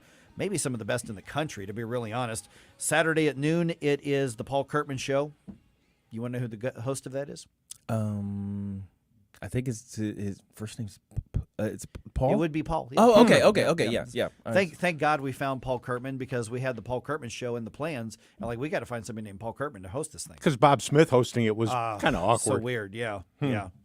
So anyway, Paul Kurtman at noon on Saturday. Okay, so the St. Louis NAACP asking the United States Department of Justice for help in stopping or at least limiting car chases. Now, the last time that this hit the headlines, it was the NAACP was wanting meetings with the local police departments, the big ones, the city, the county, some of the others, because they want to stop police chases. And what happened is there was another one this week, guys.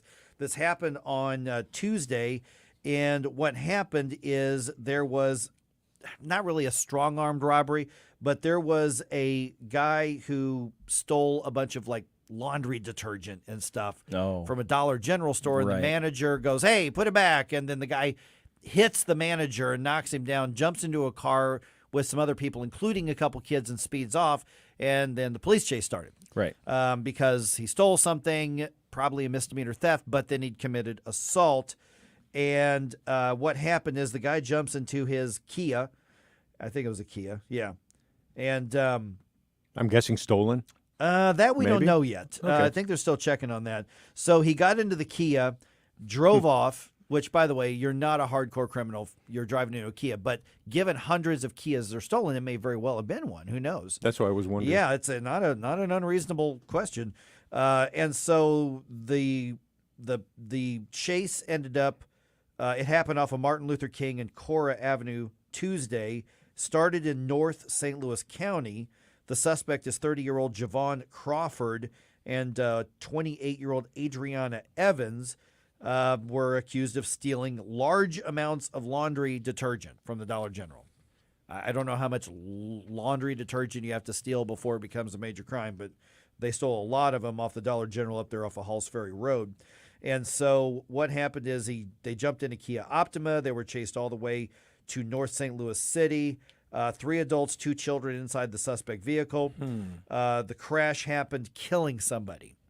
And the 2 children had to be taken to the hospital. They don't even know what the relationship is with the children and the driver and the suspect. That's not even in the story. So the 2 suspects facing multiple charges, including robbery, assault, armed criminal action. And they've added murder. Well, at this point, it's going to be like second-degree murder from this case.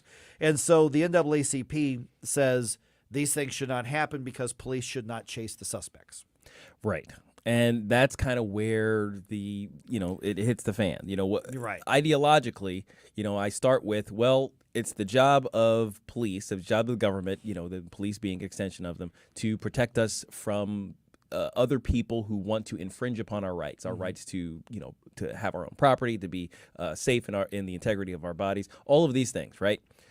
But at the same time, in the pursuit of that end, are they also endangering other people? Right. Are they infringing on all the people around on the road or on the side of the road, or who could potentially be hurt by the chase itself? Mm-hmm. And in this case, let's look at this case right here. Somebody was killed.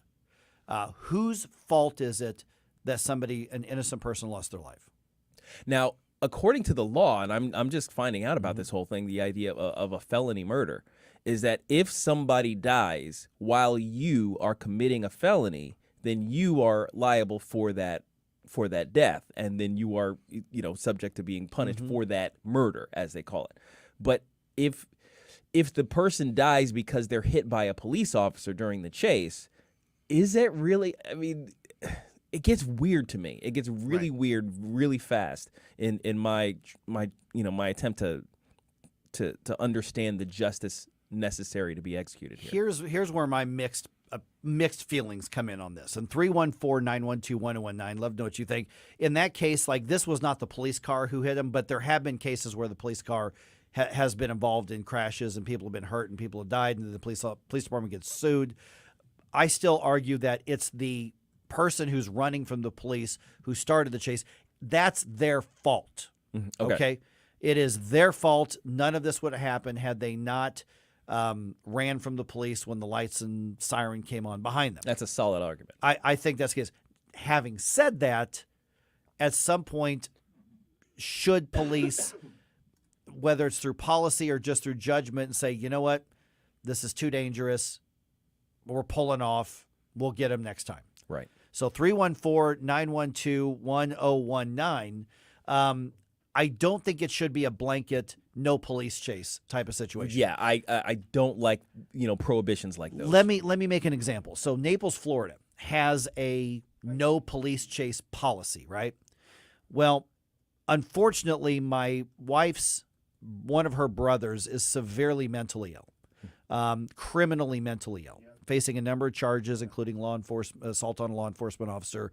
He's just in really, really bad mental shape out there. There's nothing we can do about it. When he was served with papers saying you cannot be my mother-in-law's caretaker anymore. Now, she's since passed away, but you can't do that. He literally kidnapped her right in front of the court officials and drove off at a high rate of speed in Naples, Florida. they were not allowed to pursue him. So what happened is there was an elderly woman with dementia who was completely helpless, and we didn't know where she was for a couple of days because they weren't allowed to chase. Now, that's crazy. A high-speed chase would have absolutely created other dangers. Oh, yeah. So I understand that. But they weren't even allowed to pursue him once he got to a certain speed. Wow. So my wife is beside herself for a couple of days because we don't know where her mom is. We don't know if she's okay. We don't know what's going on because she's with a crazy person. Man. So I think it should depend on the crime that they're dealing with. So high-level crimes, you should pursue. I think they should be allowed to pursue. If you got somebody who's suspected of a murder or an armed robbery or a carjacking or a kidnapping, that's one thing. Stealing a large amount of laundry detergent, yeah, there may be a point. The NAACP may have a point on cases like this. Although I still maintain, even if the police, maybe should have backed off, it's still the criminal suspect's fault. Right. In this case. Who we got here? We got Dave. Hey, Dave, you're on News Talk STL. I got mixed feelings on this. What do you have? Good morning, guys. Hey, first of all, I find it hard to believe that a police agency would allow someone to, an agency to pursue over a laundry detergent. Find that very, very, very hard to believe. It's probably about the assault, though. Well, okay, but even if you're talking an assault third, assault fourth, you're talking a misdemeanor. Yeah.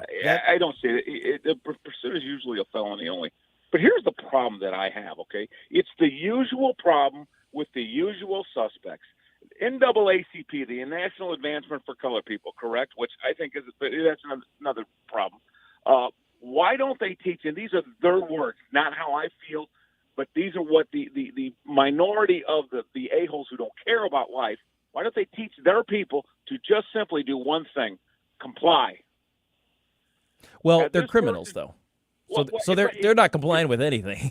But you've made my point. That's just they're not going to. So why are we blaming the police for the criminal act? I'm not. Yeah, I think this discussion is yeah. I think of course the NAACP. No, yeah, right, they're gonna come out against the police regardless.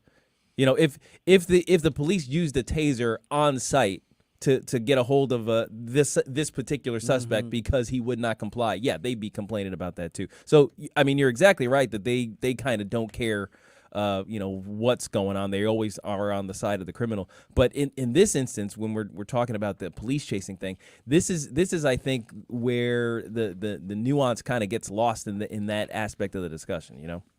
Quick question for you guys. Did you guys see the footage from the pursuit from February where the guy ran, he wrecked his car, he got out of his car, stopped, turned around, fired at police, and he got hit by two cars? Two undercover cars. Did not see that. No, but it was on I think KMOV's website. Check it out, and then you have people. Oh, a suspect running from the police is hit by their car. He should be lucky he was hit by their car and not shot.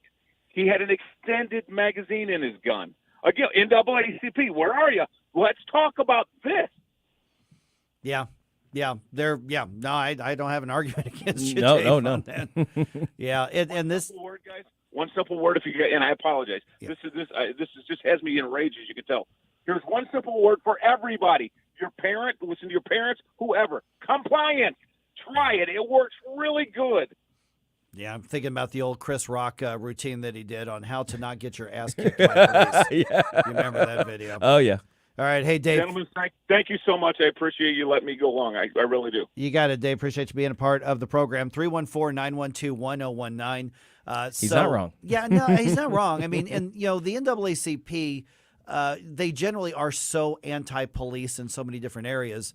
At the same time, we have, frankly, so many criminals in the area that, if there's a police chase and a criminal crashes into my wife's car or my daughter's car, or my wife's son's cars or something along that line, I want to know what happened, what was the decision making that went into it. I absolutely get that. But in the end, I would hope that you look at the criminal suspect as the one who's to blame for creating the situation in the first place. Absolutely. Now, and how and where do we draw the line? Because then you have cities like San Francisco, Chicago, and others where folks are walking into stores taking $900 worth of product and just waltzing out of the store. Literally pouring it into a garbage bag from the shelves and then just walking out with security just looking at them and shaking their heads. It's like, your mama didn't raise you right. Well, no kidding. Why don't you do something about that? And so that's where we're at. So if you give the NAACP what they want on this, then the message is clear. Just hit the gas, hit the accelerator. Oh yeah, and then then you escape. Then you're free to go. And that definitely precipitates more crime. Right, and frankly encourages the high-speed escape. Mm-hmm. Now somebody's going to argue, well, okay, but for 2 blocks instead of all the way through town. But I've got mixed feelings. I do think that you just need to have the discretion to say, you know what, they shoplifted.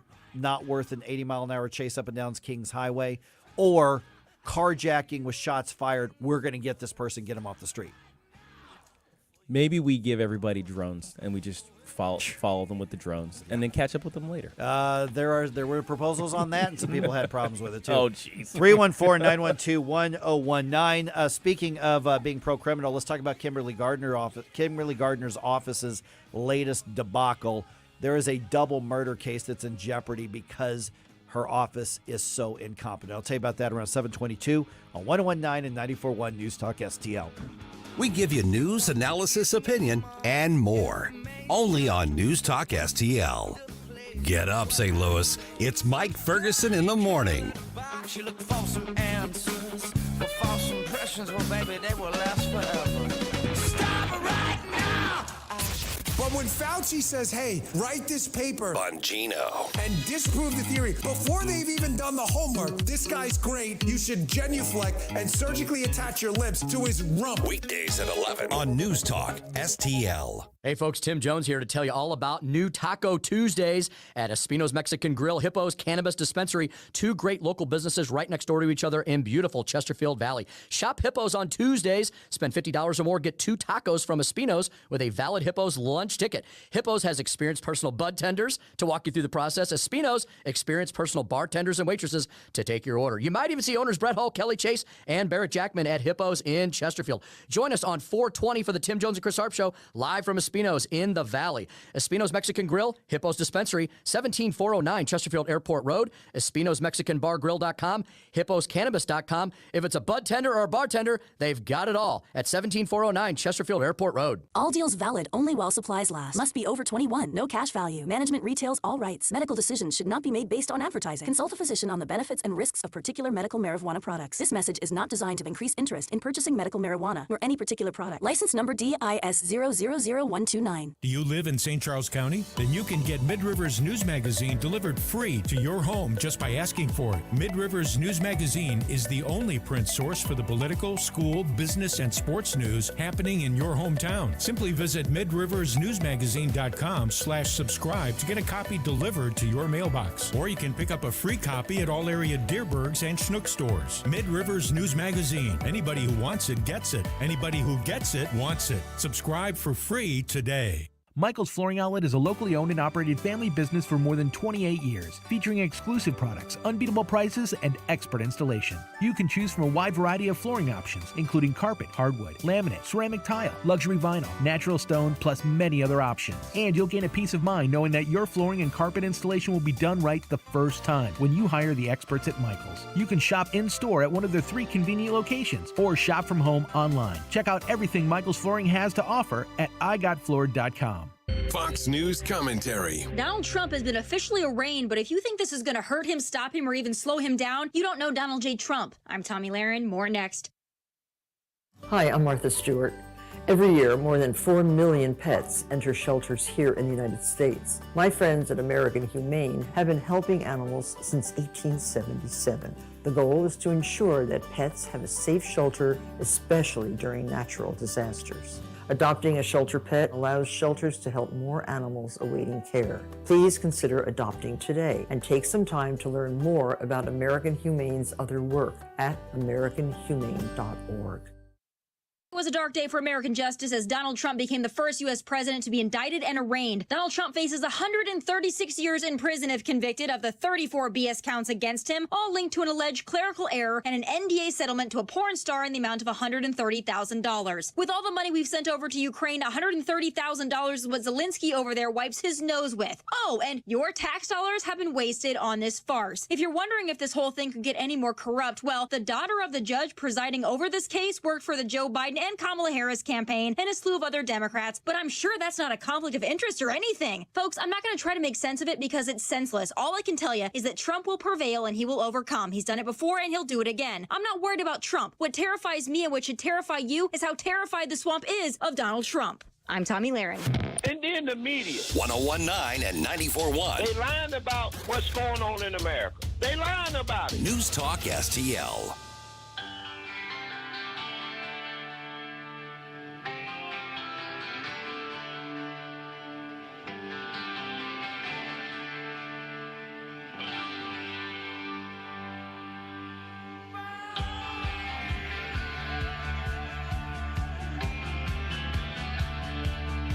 Hey, Bill O'Reilly here, and you can hear my no-spin commentary right here at 6:45 this evening. Now it's back to Mike Ferguson in the morning on 101.9 and 94.1 News Talk STL.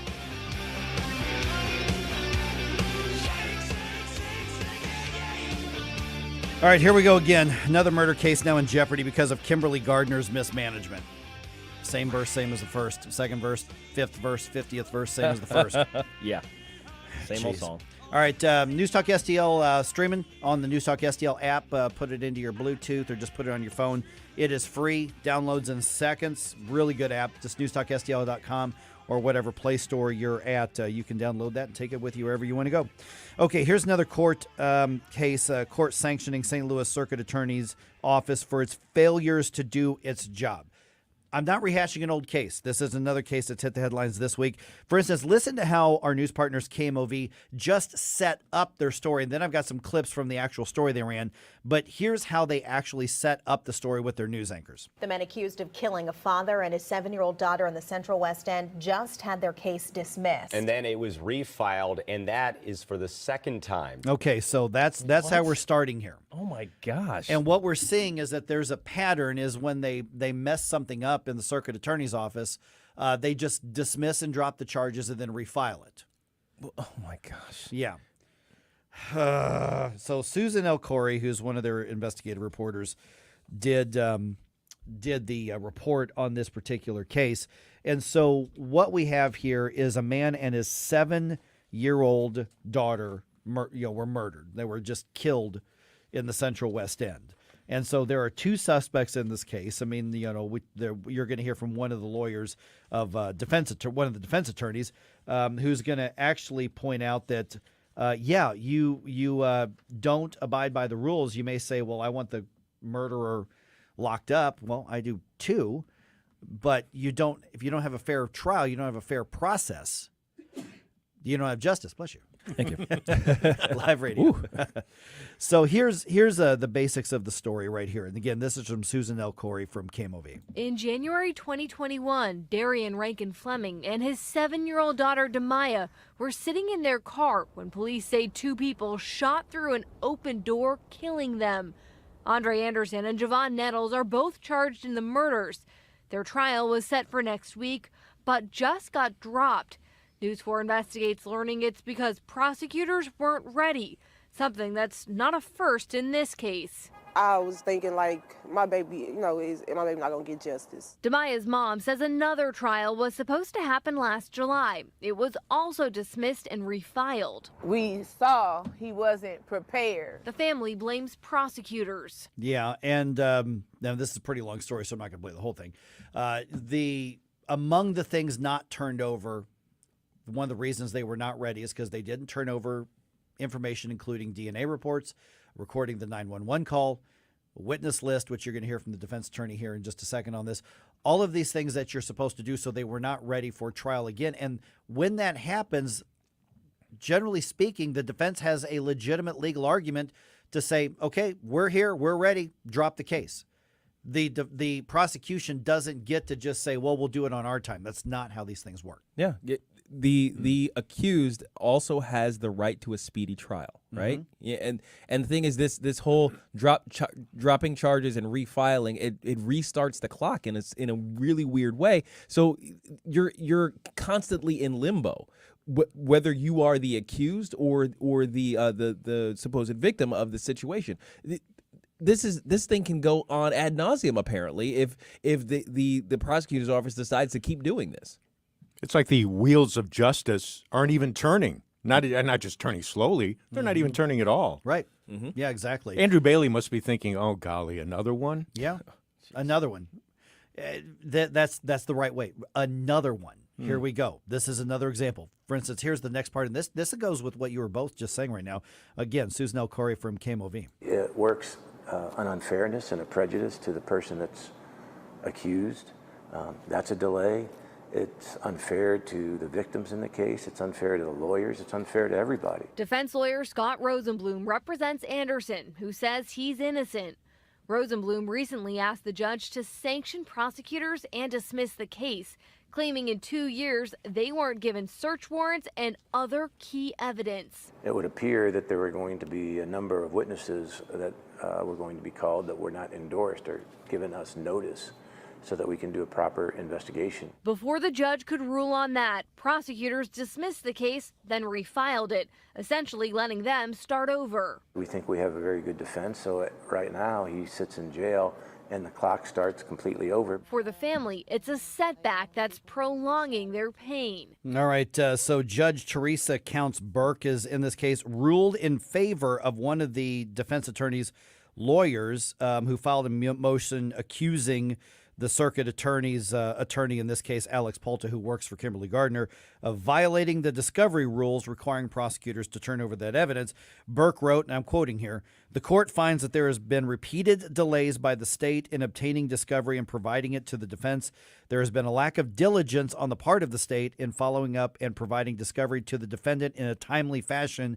As a result of the state's actions and lack of diligence, the court grants defendant's second motion for sanctions."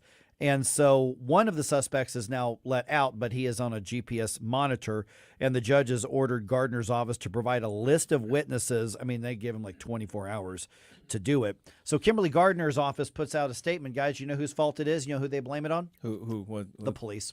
The police? Yeah. Because the police... For a 2-year-old case. What did they do? Saying, well, they didn't provide this to us in a timely manner, but they didn't list any dates as to when they got something or didn't get it. And so the court is ruling that you didn't give it, which assumes that you had it. Right. And remember, there are literally thousands of criminal cases that have not even been addressed by the circuit attorney's office. And this is a pattern. If this was a one-off, you can say, wait a minute, what went wrong? This is the pattern. This is the expectation now. This level of incompetence doesn't just kind of bubble up all on its own. This is the type of incompetence that comes from the top down. Yeah. Because there's no way that a functioning office, because I think even when you change the head prosecutor, the people who work in that office, the changeover isn't that huge, at least initially, right? So what was happening before when the office was functioning properly and what's happening now? Is the question. Well, and it seems that Kim Gardner's kind of like at the center of that whole thing. And this is why, still, one of those bills moving through the Missouri legislature, basically to set up a state-run prosecutor's office in St. Louis City, really needs to happen so that they don't have to deal with the lawyers that are working for Kimberly Gardner. They just bring in a team of prosecutors that's going to be very expensive for the state to do it. I'm sure millions of dollars. But this is what it's going to take to actually prosecute criminals in St. Louis City. And think of the expenses that have already been accrued just because it's over 2 years old. Oh, that's a good point. My goodness. I can't imagine what the families are thinking. When are we going to get some resolution on this? Yeah, that's what they're saying. They're angry. They said, we want you to take this personally. She's not doing her job. And again, like the KMOV news anchor said at the very beginning right there, this is what we're seeing is that you dismiss the case against an accused murderer, refile it the same day, and so far they've basically taken the tactics saying, well, that just starts the clock over. We'll just try it again. You can't do that. The defendants have rights too. if they don't have rights, we don't have a fair court system. We don't have a fair criminal justice system. I want criminals to get a fair trial that assumes innocence until they're proven guilty, and then I want criminals locked up once they're proven guilty. Yeah, we're talking about constitutional rights here at this point. We're talking about the constitutional rights of the defendants, and I dare say the constitutional rights of the victims, because the Constitution empowers government to protect us from each other, essentially. When you're not doing that level of dereliction of duty, I think, should count as a violation of those rights. Well, that's one of the reasons Andrew Bailey's trying to throw her out of office, because Missouri law requires her to keep the victims and their families involved and updated, and that's not happening as well. All right, 314-912-1019. Speaking of blaming somebody else, the Biden administration puts out a statement saying the entire Afghanistan debacle. When I say debacle, I'm not trying to make a joke here. We're talking about the situation that led to the death of Jared Schmitz right here from the St. Louis area. They're saying, not our fault. We didn't do it. Not our fault. I'll let you hear from the White House's spokesperson and also from Senator John Kennedy on that just ahead on 101.9 and 94.1 News Talk STL. We give you news, analysis, opinion, and more. Only on News Talk STL. Get up, St. Louis. It's Mike Ferguson in the morning. From the Michaels Flooring Outlet Weather Center. Another chilly start in St. Louis with low temperatures dipping down near the freezing mark, which is why there's a frost advisory out in St. Charles County and Jefferson County. The high temperature today reaching about 62 degrees, a beautiful sunny day at times, but also cloudy at times. Chilly again tonight, lows near 40, mid-60s on Saturday, close to 70 with lots of sunshine for Easter Sunday. I'm KMOV First Alert meteorologist Kent Earhart. Welcome home to St. Louis's new choice for conservative talk. Democrats do what they do. We choose truth over facts. News, analysis, and opinion. Former President Donald Trump entered court. We can see and hear a small group of protesters. This is a sham. What's going on here? It's been a long time coming. Watch Trump get booked. Donald Trump pleaded not guilty to 34 counts.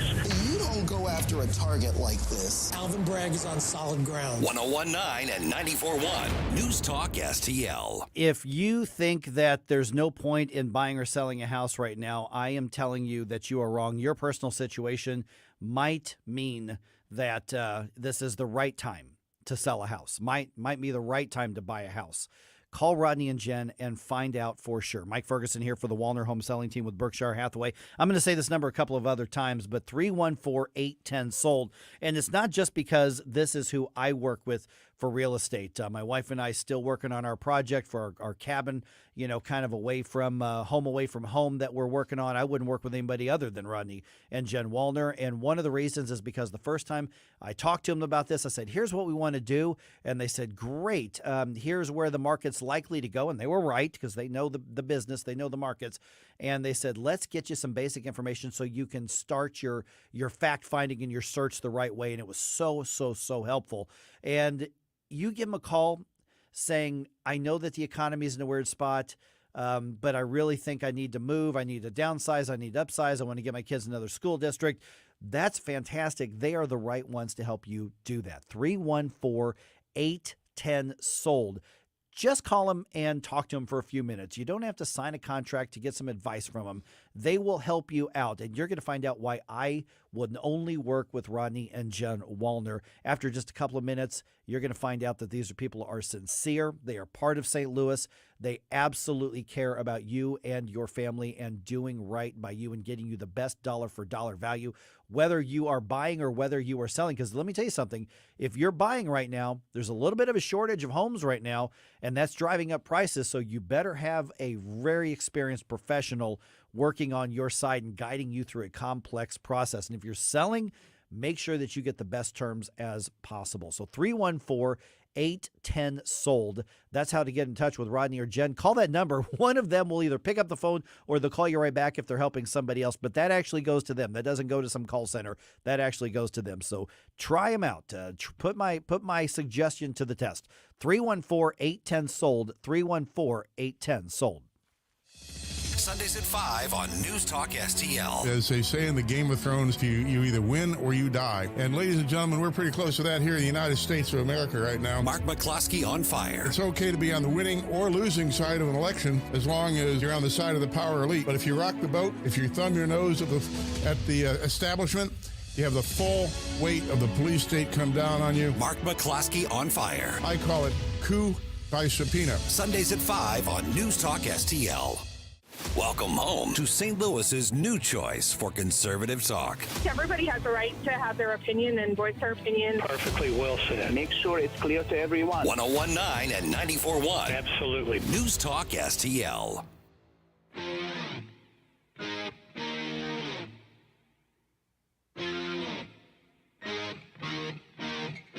Hi, this is Kira Davis from RedState.com, and you're listening to Mike Ferguson in the Morning on News Talk STL.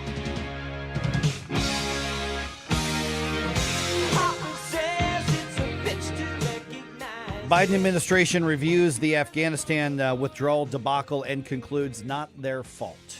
Of course. More of the Biden blame game. Yeah. That's what I'm going to call it, I think, from now on. That I like it. Yeah. The Biden blame game. And this one is particularly insidious. Mm-hmm. Listen, I was out there on I-70 right by 5th Street when the procession for Jared Schmitz, when his remains were flown back to St. Louis and being taken to the funeral home. I was there. I was live streaming that and talking to Columbo and Katie while that was happening. So I saw our community's reaction to that. I was part of that reaction. Thousands of folks lining oh my goodness, yes. the road. And to have the Biden administration a year or so later say, you know, we reviewed the whole thing, wasn't our fault at all. Unbelievable. It is 7:38 right now. I'm Mike Ferguson. Got Gabe Pfeiffer here. Got Estelle Ponticus here as well. And so here's part of that argument that was being made by John Kirby. He was at the White House doing he was doing a press conference. He may have been at the Pentagon, but he was doing a press question and answer session. And here's some of his reasoning, guys. You got to look at when he came into office, what he was walking into. He didn't negotiate with the Taliban. He didn't invite the Taliban to Camp David. He didn't release 5,000 prisoners. He didn't reduce force levels in Afghanistan to 2,500.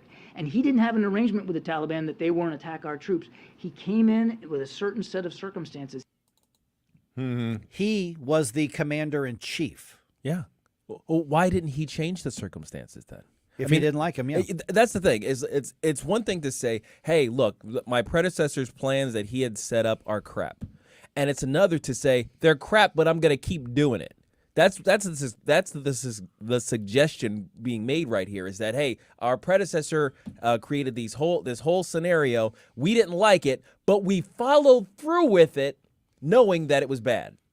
So even if you want to grant that whatever was set up by the Trump administration was bad, which I think is arguable at best and probably not true. There were some mistakes made, but to say that he set up a chaotic situation, right. That's ridiculous. Like, even if you want to grant that whole thing, the responsibility is still yours that you decided to execute this. Either your judgment was bad to believe that that previous plan was good, or your judgment was bad in that you knew it was a bad plan, but you did it anyway.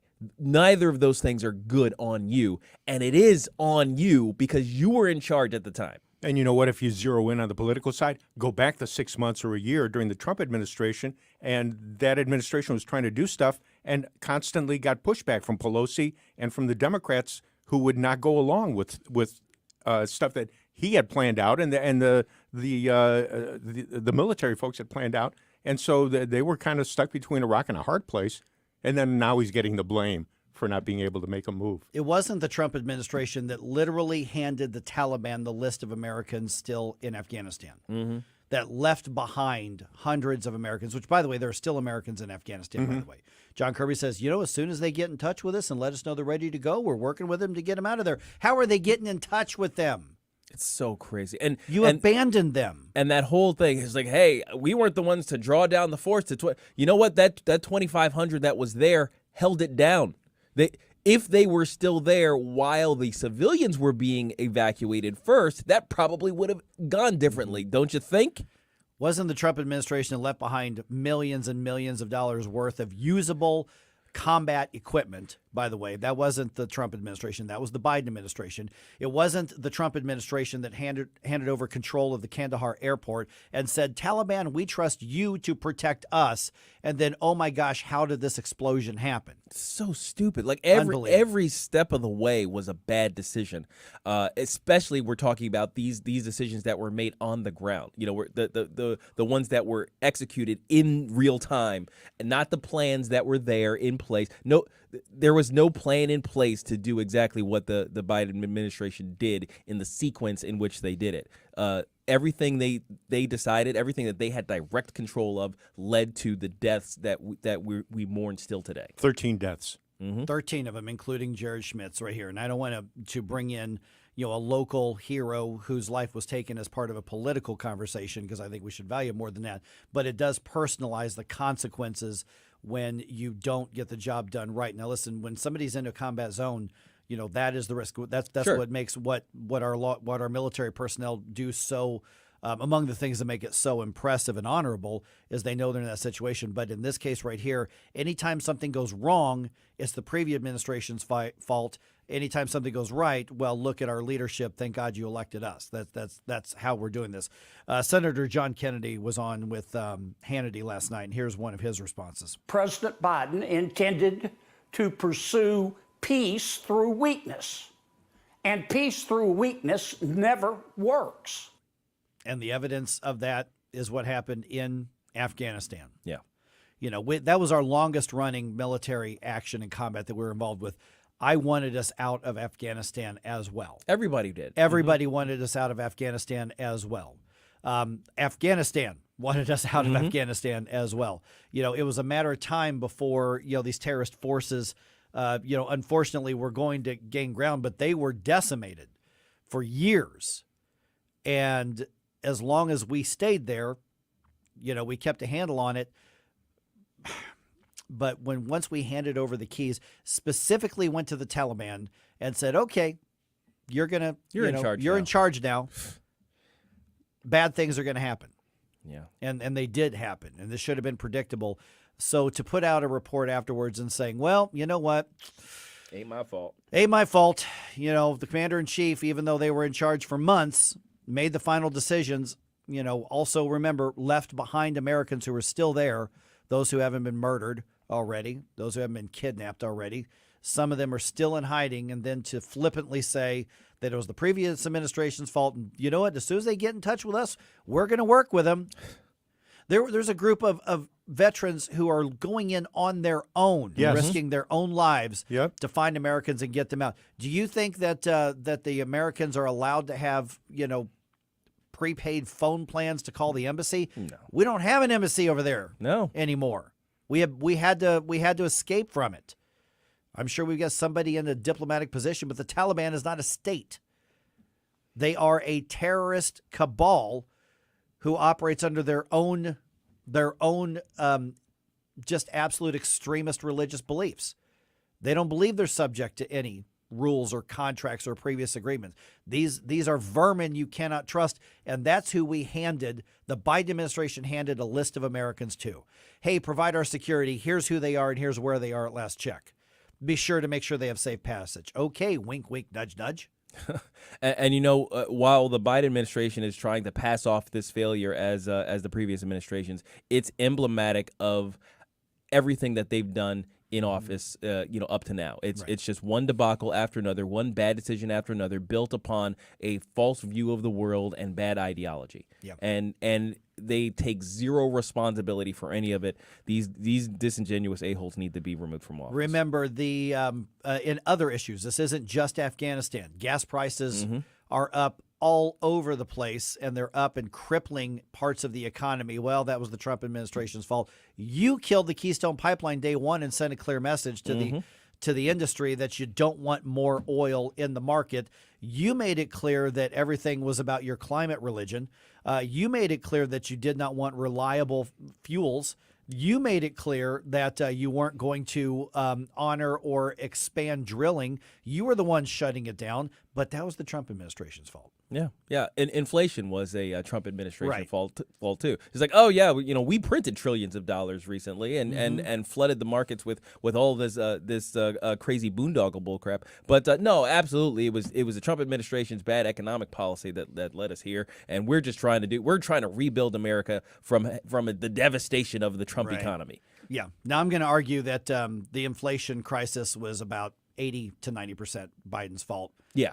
But you can't let the Trump administration true. off on their first round of printing money and You're not crazy wrong. spending as well. But yeah, they took the mistake because the Trump administration overall had the economy running really, really well. But they took the one bad thing and expanded on it 4 or 5 times over. Yeah, there's no question that the Biden administration is basically a circus of incompetence, run by a dementia-ridden ringleader, and here we are right now, just in the middle of the debacle, just surrounded by clowns, and I don't know where to go from here. Like I said, I've been redlining for so long on this administration. It's tough not to just throw my hands up and give up, but every election cycle, we have a chance to chip away at this regime, and we need to keep doing so. And think of all the people who lost their jobs when that pipeline was shut down, and the Biden administration promised, "Don't worry, you'll get green energy jobs. We've got those lined up for you." That never happened. Never happened. I saw a meme this morning when I got up the first thing. It claims to be an old Turkish saying. I don't know if it's true or not, but it said, "If you put a clown in a palace, the clown doesn't become king, the palace becomes a circus." There you go. That's a beautiful saying right there. So true. 314-912-1019 just ahead. Oh, it's going to be 7:50 on a Friday. Oh, you know what that means? Oh, I think I do. Gabe takes over for this week's edition of Not Today, Satan. Like and subscribe to us on Rumble. News Talk STL. Get up, St. Louis. It's Mike Ferguson in the morning. Columbo and Katie. The White House claims there were good things that came from the Afghanistan withdrawal. We'll speak about this with Gabe Pfeiffer at 2:05 and catch up with Christian Daytalk on that press conference at 3:05. Weekdays at 2 on News Talk STL. It's time to spring into green with Seidenstricker Novi Partners. Don't miss this opportunity to save $2,000 and receive 0% financing on select John Deere compact tractor packages. Built to handle any challenges that lie ahead, choose from our All-American, Mississippi Queen, Bulldog, or Homesteader packages. Visit ascentpartners.com for more information. Seidenstricker Novi, your partner for the land. Offer valid through 4/28/23. Some restrictions apply. See dealer for details. I can't wait for what's next. Even with higher stroke risk due to atrial fibrillation, an irregular heartbeat not caused by a heart valve problem. Eliquis, the Pixaban tablets, reduces stroke risk. It's the #1 cardiologist prescribed blood thinner. Don't stop taking prescription Eliquis without talking to your doctor, as this may increase your risk of stroke. Eliquis can cause serious and in rare cases fatal bleeding. Don't take Eliquis if you have an artificial heart valve, abnormal bleeding, or have antiphospholipid syndrome. While taking, you may bruise more easily or take longer for bleeding to stop. A spinal injection while on Eliquis increases risk of blood clots, which may cause paralysis, the inability to move. Get medical help right away for unexpected bleeding or unusual bruising, or if you have tingling, numbness, or muscle weakness. It may increase your bleeding risk if you take medicines such as aspirin products, NSAIDs, SSRIs, SNRIs, and blood thinners. Tell your doctor about all planned medical or dental procedures. Learn more at Eliquis.com or call 1-855-ELIQUIS. This hour of Mike Ferguson in the morning brought to you by Window World. Simply the best for less. 314-993-1800 or visit windowworld.com. Hey, this is Larry Connors. Make sure you're listening later today at 6 o'clock on News Talk STL for my show, Larry Connors USA. Now, back to Mike Ferguson in the morning.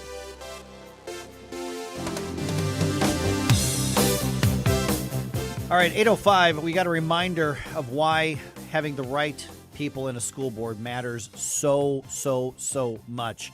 Moving in the right direction in one area school district, and in another part of Missouri, we're getting a reminder of what having the wrong people in can lead to. Yeah. I'm going to leave it at that. We'll talk about it at 8:05. All right, it is 7:51 right now. Got Gabe here, got Stell here. Oh, wait a minute. 7:51 on a Friday. You know what that means? It's the weird, the wacky, and the worrisome. These are the stories that make you sick. Look on the devil. Oh, hell no. This can't be happening, man. This isn't happening. Devil. There's only way to be sure. Not today, Satan. Not today. Amen. Amen. Speaking of which, Easter is right around the corner. This is High Holy Week right now going on, and for many of us, it will mean consuming our own body weight in jelly beans. Now and chocolate bunnies chocolate bunnies. Don't tempt me with a good time. Now, if regular Easter treats aren't cutting it for you though, this year a UK company has come up with a bizarre creation for the season: a Southern fried chicken flavored Easter egg. God, please, no! No!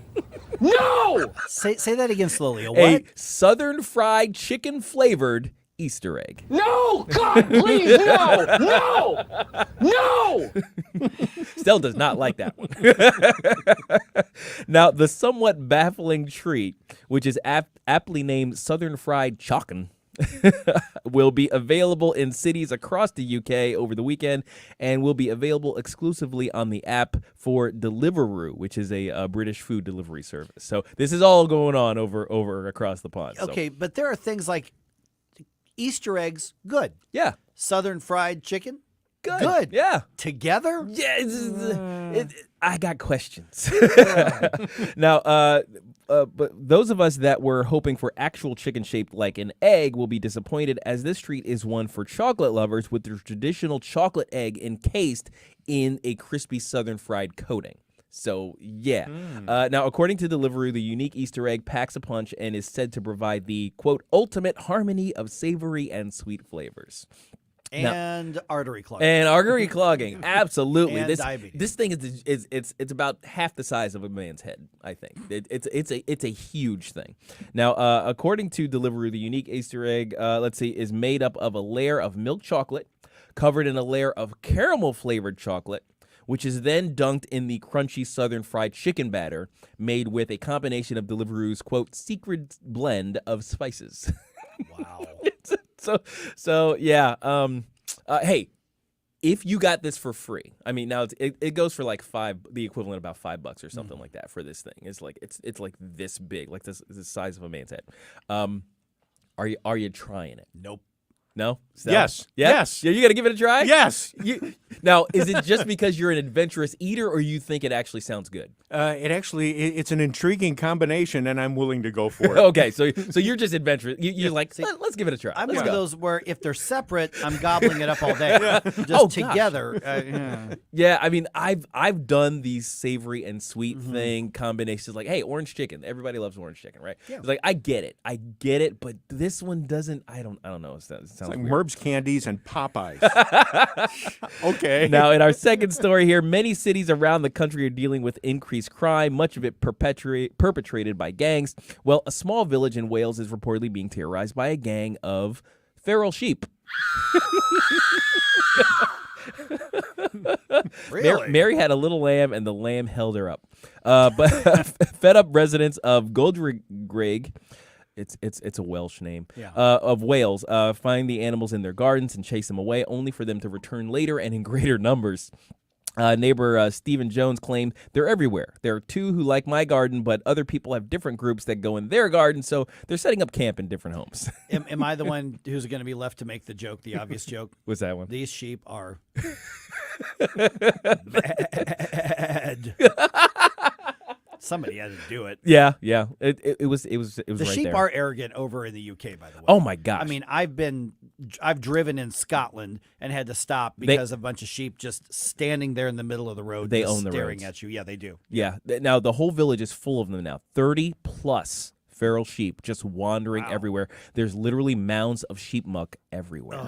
So yeah, that stuff's gross too. Trust me, I've seen it. Yeah, the local counselor there said that they've been trying to get to the bottom of the issue since early March, but have yet to identify the original owner, so the nightmare will continue. I blame the Soros-backed Sheep Herders Union. Okay, so now in our last story, a South African pilot had to make an emergency landing when he found himself in a situation straight out of the movies. A venomous snake was under his seat. Could it be Satan? Just a little Satan just poking his little head out. So pilot Rudolph Erasmus was flying a private plane carrying 4 passengers, so tiny little plane, in Pretoria when he found himself in the potentially deadly situation. Erasmus said he initially thought the cold sensation he felt through his shirt was his water bottle leaking. As I turned to my left and looked down, I could see the head of the snake receding back underneath my seat. And he knew it was a venomous snake. Well, he recognized it as a local breed of cobra. Cobra? It was a cobra. He's flying a plane and a cobra slithered over him. A tiny seat. Yeah, so you could hear a needle drop as they made the emergency landing. So at this point, where we're discussing being in close quarters with a deadly animal, it should go without question. You know what I'm saying. Look on the devil. Oh, hell no. This can't be happening, man. This isn't happening. Devil. It's the only way to be sure. Not today, Satan. Not today. Amen. I'm tired of the blankety-blank Southern fried stuff on this blankety-blank. Oh, no, I mean plane, snakes on this plane. I got the stories mixed up. All right, just ahead, big wins in Francis House School District. Why is that so important? Another example from another city will tell you. News, analysis, opinion. Indicting a former president of the United States. The Democrats tried to impeach him before he ever even took office over Russian collusion. This is News Talk STL. Democrats risk a backlash from this. Don't bring a case like this against a former president on a petty allegation. Demonstrators battling with law enforcement officers as they attempted to breach the building. 101.9 and 94.1 News Talk STL. Biden doesn't care, and the Democrats really don't care either. And newstalkstl.com.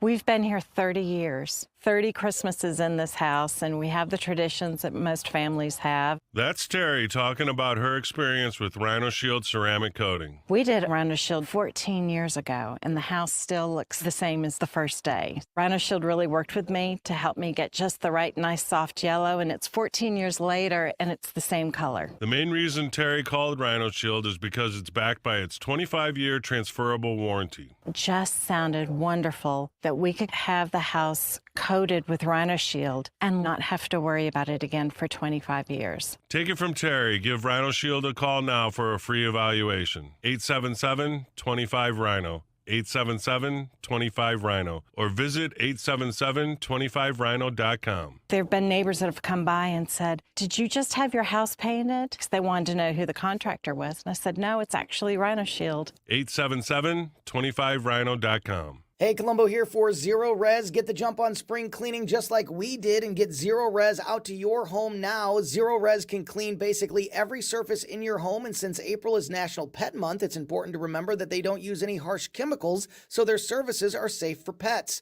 Book now and mention the Columbo special to get 3 rooms of carpet clean starting at $119, plus they'll throw in a free hallway and take $75 off an air duct cleaning. Just call 314-474-2020 or book online at ZeroResSTL.com. KLGY HD3 Clayton, K270BW Bellefonte, KNVS Bowling Green. This is News Talk STL at 101.9, 94.1, and always streaming at newstalkstl.com. From townhall.com, I'm Rich Thomason. The March employment report is in. America's employers grew their payrolls by 236,000 jobs last month. The unemployment rate fell to 3.5%. The report suggests the Fed may see the need to keep hiking interest rates in the months ahead in order to slow the economy, thereby tamping down inflation. More bloodshed today in the volatile Middle East. It all started at Jerusalem's most sensitive holy site during a delicate time. Jews celebrating Passover, Muslims marking Ramadan. Israeli police twice raided the Al-Aqsa Mosque in Jerusalem's Old City. Palestinians have barricaded themselves inside, demanding the right to pray overnight.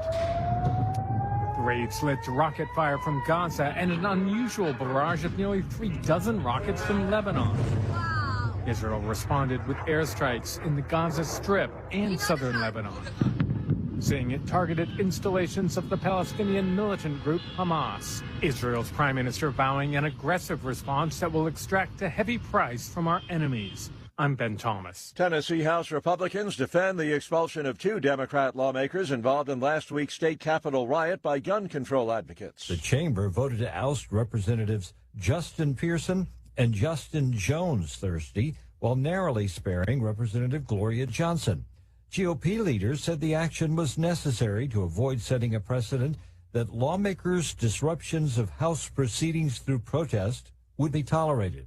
One Republican representative said the 3 Democrats had, quote, effectively conducted a mutiny. Ken Lorman reporting. There is no trading today on Wall Street. The stock market closed in observance of Good Friday, trading to resume on Monday. More on these stories at townhall.com. Dennis Prager here. Sue and I mean it when we say dogs are part of our family. We love Otto and Snoopy so much, and there's nothing like their loyal companionship. So we provide them with Rough Greens, R-U-F-F, because we want them to feel healthy and be with us as long as possible. I know Charlie Kirk feels the same way. The Pragers and I couldn't agree more. I rely on my trusted furry friend, Mr. Briggs, who's an absolute machine, and he relies on me to provide what's best for him. Naturopathic Dr. Dennis Black has packed Rough Greens, not a dog food, but a supplement full of vitamins, minerals, digestive enzymes, and omega oils that Mr. Briggs absolutely needs and loves. Trying Rough Greens for your dog just makes sense. Greetings, Naturopathic Dr. Dennis Black here. I'm honored that the Pragers and Charlie trust their dog's health to Rough Green. I'm so confident that Rough Green can help your dog too that I'm offering you a free Jumpstart trial bag. Just cover the shipping. Yes, dog food is dead food, but it doesn't have to be. Go to ruffgreens.com. China retaliated. From the Michaels Flooring Outlet Weather Center. Another chilly start in St. Louis with low temperatures dipping down near the freezing mark, which is why there's a frost advisory out in St. Charles County and Jefferson County. The high temperature today reaching about 62 degrees, a beautiful sunny day at times, but also cloudy at times. Chilly again tonight, lows near 40, mid-60s on Saturday, close to 70 with lots of sunshine for Easter Sunday. I'm KMOV First Alert meteorologist Kent Earhart. This hour of News Talk STL brought to you by The Dental Link. Call Dr. Alan Link today, 314-794-6464 to schedule your free consultation. Offices in Baldwin and Melville, 314-794-6464. The Republican Party, City of St. Louis, stands in solidarity with Attorney General Andrew Bailey in his decision to lead the process to remove Circuit Attorney Kim Gardner from office. As we and Republican candidates for alderman have highlighted, she has pandered to perpetrators over providing justice for victims. Her incompetence has devastated our police force morale. Kim Gardner must go. The future of our city is at stake. Read our full statement at stlouisrepublicans.com. Paid for by St. Louis City Republican PAC. Curtis Farber, Treasurer. News Talk STL is proud to have Doug Voss of Safe Money Radio as part of our lineup each week. Doug has been a staple on St. Louis radio for many years as one of the leading financial experts in the area. Doug and Safe Money Radio is on 3 times every weekend, but in case you miss anything, you can check it all out at DougVossSafeMoneyRadio.com or call 844-676-SAFE. That's 844-676-7233. Doug Voss is a registered representative. Securities offered through DHL Securities, LLLP. Member FINRA and SIPC. This hour of Mike Ferguson in the Morning brought to you by Anton's Plumbing and HVAC. Call Anton's at 314-338-3941 or visit them at antonshvac.com. Mike Ferguson. I have come here to chew bubblegum and kick ass. And I'm all out of bubblegum. Gabe Pfeiffer. We have a hope. Get up, in case you hear the alarm. What do you call a genius in President Biden's Homeland Security Department? A visitor. Mike Ferguson in the Morning on News Talk STL. Get up, it's Friday! Okay, quick question, guys. You got to answer like right away, okay? Okay. Next election cycle ends when? You were supposed to answer right away. November? Nope.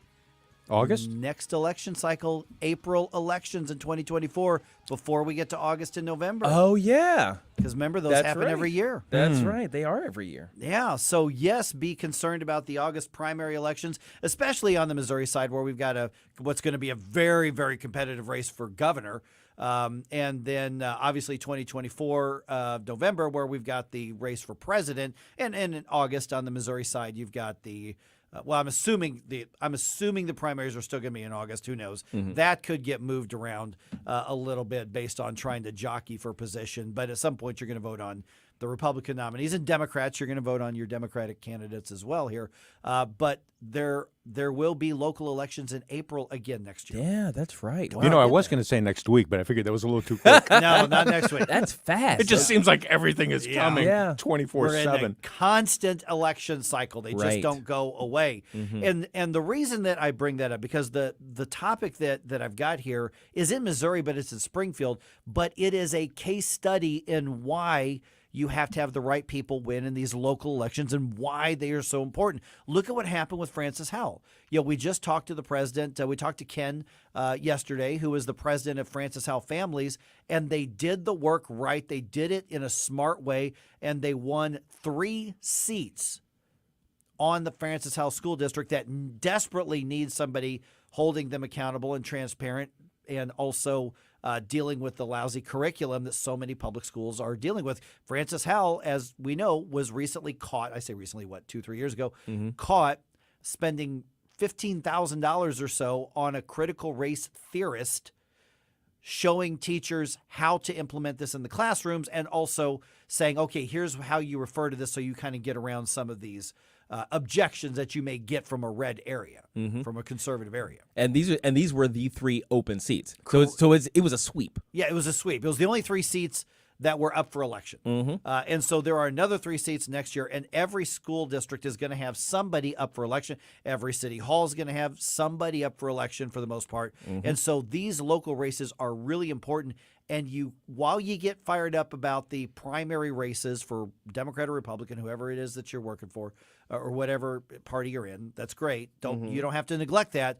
But remember that the work needs to happen now to give, in the Francis Howell School District, to give those soon-to-be school board members backup, to give Izzy Emick backup in the Rockwood School District, to give the few good conservative, good government, transparency-minded school district board of education members, give them extra backup. We've got to be thinking about that between now and next April. Yeah, I mean, April. Right now is when you actually have to find your candidates, isn't it? You've got to give yourself time to vet these people also, because you don't want somebody who talks the talk but won't walk the walk when they get in there. Right. And so the reason I bring this back up is because there was a ruling out of Springfield, Missouri. Now, we've talked about this case because the lawyers for these teachers have been on the show here, the Southeast Legal Foundation, and the teachers sued. Jennifer Lumley and Brooke Henderson sued the school district because they were, as part of their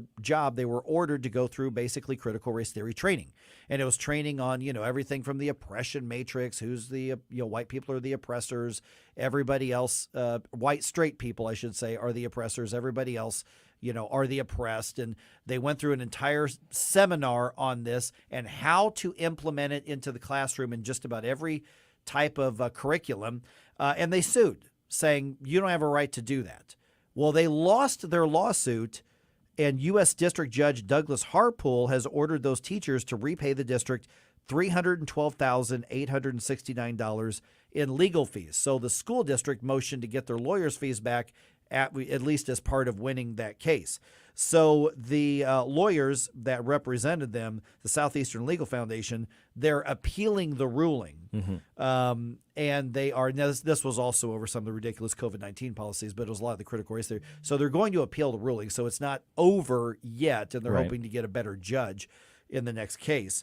But this goes to the point I started off making, Gabe, is that if you've got better people on the school board these things don't happen because they're not allowing this kind of indoctrination and left-wing bias to happen in the first place. Yeah, you don't have to go through this whole exercise because the school district is spending money that they shouldn't be spending. The individuals are spending money that they shouldn't be spending, all about a fight over something that shouldn't have been considered in the first place. Yeah, you're exactly right, Mike. Having the right people in the right place, they are the dam that holds back the crazy waters that are just bubbling up over the surface there from the education departments Right. around the country and colleges that keep trying to push these things into our local schools. Yeah, the judge in the case, by the way, ruled that, and I'm quoting him, this court is a forum for litigation of genuine disputes of fact and law alone rather than frivolous political disagreement. So he ruled that their civil rights were not violated by being told by their boss to go attend this indoctrination training. So there's legal arguments, I guess, to that. But the bottom line, and I think, is you got to back up and say, if you had, and in Springfield of all places, now Springfield City is increasingly blue. You've got, for instance, the left-wing Democratic leader of the State House of Representatives from Springfield, Crystal Quaid. And she's pretty emblematic of the way that the city of Springfield is going because, listen, it's a college town. That's what happens College in campus. college towns. Yeah. But Yeah. Southwest Missouri is pretty darn red, really red. And so in this case right here, that dot of blue inside of sea of red doubles down on this left-wing ideology and forcing it into the schools. Well, why are they allowed to do that? How could they possibly do that? Why would they want to do that? Because of who's leading the school district. That's right. Yeah, the school board members are the ones who kind of authorize all these things. They co-sign it, and if these things are happening without their know-how, they're either they're either endorsing it or it's a dereliction of duty. They're not paying attention. Right. You don't want those types of people in there. You want people who are aware and who are mindful of the type of bullcrap indoctrination that keeps trying to be pushed onto our kids. Yeah, and that's the key point right there, is because it's being shoved on the kids. The teachers are saying, you don't have a right to put me in that position, but the whole point is this is what you must do in the classroom. So the good news about all this is that what you have is the teachers exposed what's happening in that school district, and we know it's been exposed in Francis House School District. It's probably happening in most of the school districts. You should assume so. Absolutely, I would assume. And for those who are, for instance, listening in the more rural areas, Franklin County, Jefferson County, some of the others, Warren County, I'm telling you, do not assume that it's not happening in your school district too. It probably is. The teachers' unions are so left-wing in every school district. Assume, like Gabe said, that it's actually happening still. Let me give you a brief little story, and I'm going to change the names to protect the innocent. All right. Friend of mine, very close in the radio business, out of Chicago, lived in Chicago. She's lived downtown for years, including living in the Merchandise Mart, which really? I didn't even know there were living quarters in the Merchandise Mart. Those are the townhouses up above, aren't they? I guess so. Yeah. Must be along the Chicago River. Yeah. Her job included going to the Springfield market every year. It was involved with her sales and promotion stuff that she had to do. She was petrified. As a Democrat, a strong Democrat, she was petrified to go to the Springfield market because all those Republicans with guns are down there. I kid you not. And we sat in the radio station at the previous place where I worked. We sat in the parking lot, and I'm trying to convince her because her husband would drive her down there. She would go to other cities, no problem at all, but her husband had to go with her to go to Springfield because I'm terrified that I have to go into that Republican area down there. Those folks have guns, and come on, you can't be serious. Yeah, because nobody has guns in Chicago. Exactly. Exactly. Especially where she lived, right in downtown Chicago. All of those guns are illegal, in Chicago, and she's not worried about them. She's worried about the people who have the open carry. My goodness. And she was a nice lady, too, and I honestly didn't know how to approach it without telling her, no, I can tell you that the city's okay. You can visit there, and they're not going to go after you. It's exactly the opposite. It's kind of hilarious how very much opposite world the other ideologies are, right? It's like they always have this idea that, oh my gosh, if I see a police officer with a gun, I'm in danger.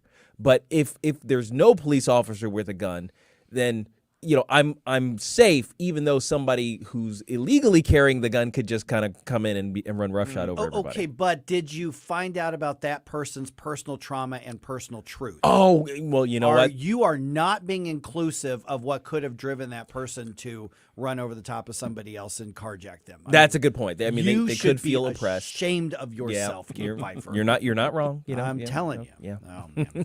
Okay.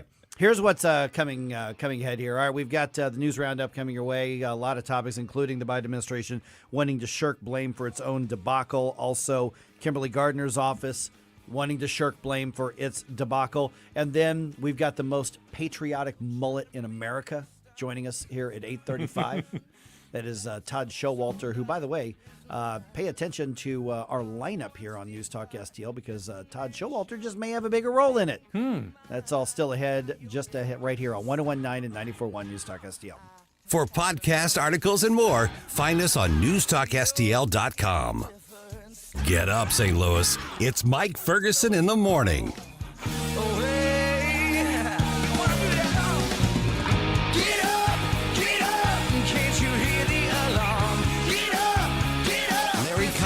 USA. It's not uncommon today for young people to try out different labels in search of their truth. In search of their truth or following your indoctrination. Larry Connors. Which came first? Weeknights at 6 on News Talk STL. Rhino Shield is far superior to even the best traditional exterior house paint. Rhino Shield is 8 to 10 times thicker than paint and comes with a 25-year transferable warranty. Rhino Shield is the only ceramic coating company that has been chosen by Disney, This Old House, and 3 times on HGTV's Curb Appeal, where every episode is concentrated on unpainted brick, bonds and seals to stucco, wood, hardy, block, color lock, masonite, and more. No better product for those steel aluminum-sided homes that have become, chalky and tired looking. We coat sloped and flat roofs to extend their lives too. After 15 years, we've got a great reputation and a superior product. As long as it's affordable, why wouldn't you do it? Before you make the costly mistake of painting with traditional paint, you'd be best served to call Rhino Shield today. We are the experts and our evaluations are free. 877-25-RHINO or 877-25rhino.com. Tell them, ladies. Don't paint, don't Rhino, go Rhino Shield. Never paint your house again. Rhino Shield. The Rob Carter Show. How good is that Pure Cure coffee? Are you loving it? Oh, yeah. Pure Cure coffee is fantastic. What I like about this coffee, other than the multiple flavors, and I love the smell. My wife and I get up every morning, we have the Pure Cure coffee. I love the taste. Listen, it's better coffee. PureCureCoffee.com. PureCure coffee.com. Get yourself some. It is fresh, delicious coffee, multiple flavors. Pure Cure Coffee. Get some. PureCureCoffee.com. PureCure coffee.com. Fox News commentary. Donald Trump has been officially arraigned, but if you think this is going to hurt him, stop him, or even slow him down, you don't know Donald J. Trump. I'm Tommy Lahren. More next. Hi, I'm Martha Stewart. Every year, more than 4 million pets enter shelters here in the United States. My friends at American Humane have been helping animals since 1877. The goal is to ensure that pets have a safe shelter, especially during natural disasters. Adopting a shelter pet allows shelters to help more animals awaiting care. Please consider adopting today and take some time to learn more about American Humane's other work at americanhumane.org. It was a dark day for American justice as Donald Trump became the first U.S. president to be indicted and arraigned. Donald Trump faces 136 years in prison if convicted of the 34 BS counts against him, all linked to an alleged clerical error and an NDA settlement to a porn star in the amount of $130,000. With all the money we've sent over to Ukraine, $130,000 is what Zelensky over there wipes his nose with. Oh, and your tax dollars have been wasted on this farce. If you're wondering if this whole thing could get any more corrupt, well, the daughter of the judge presiding over this case worked for the Joe Biden and Kamala Harris campaign and a slew of other Democrats, but I'm sure that's not a conflict of interest or anything. Folks, I'm not going to try to make sense of it because it's senseless. All I can tell you is that Trump will prevail and he will overcome. He's done it before and he'll do it again. I'm not worried about Trump. What terrifies me and what should terrify you is how terrified the swamp is of Donald Trump. I'm Tommy Lahren. St. Louis's place to talk. Freedom of speech is one of the anchors of our society. News Talk STL.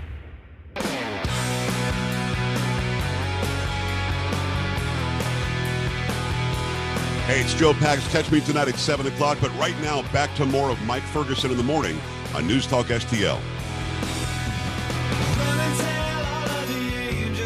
Kimberly Gardner's office does it again. Another murder case now in doubt because of her office's failures. Absolute incompetence. Yep. Also, another state gets it right when Missouri is about to get it, I'm going to say, a little bit right, but mostly wrong when it comes to protecting kids from the abuses of the so-called transgender clinics. And the Blues welcome back a familiar face for the night and then beat him on the ice. Welcome home. You lose. There you go. I'm Mike Ferguson. It is 8:21. Got Gabe Pfeiffer here. Got Stel Pontigas here. All right, let's start in Washington, D.C. According to the Biden administration, the Afghan withdrawal debacle wasn't their fault, guys. Oh, of course not. Right. Yeah. There's a 12-page report from the Pentagon and from the State Department that blames the Trump administration, saying that Joe Biden was left with, in their words, few good options. Oh, so here's what was going on. National Security Council Communications Coordinator John Kirby was supporting that claim while speaking at a press briefing at the White House. It was a general sense of degradation and neglect there that the president inherited. Yeah, Kirby was saying that the mission in Afghanistan morphed into something it wasn't intended originally to be, which is a bunch of gobbledygook for we messed up, 13 service members lost their lives because we handed basically control of the whole situation over to them. And by the way, there are still Americans abandoned in Afghanistan. It's so wild that we're here. This is the modus operandi of this administration. They say, oh, if there's a problem, it was our predecessor's fault. If there is a success, you're lucky that we're here. Mm-hmm. That's all. You can gauge what the response is going to be based on the results that you're seeing in real time. Yeah, and in a historical sense, there are always photos that kind of stick in your mind. I will never forget seeing the photos of the local Afghanistan folks handing their babies over the fences to American soldiers. Mm-hmm. Right. Yep. Mm-hmm. Because they knew that at least the American soldiers would take care of their baby, and they would probably never see that child again. Yeah, I can't imagine that. It's that one, and then all the people running after that C-17 as they're trying to take off. Some of them hanging on as it was from the outside as it was taking off. Mm-hmm. You know, listen, did Donald Trump do everything perfectly? No.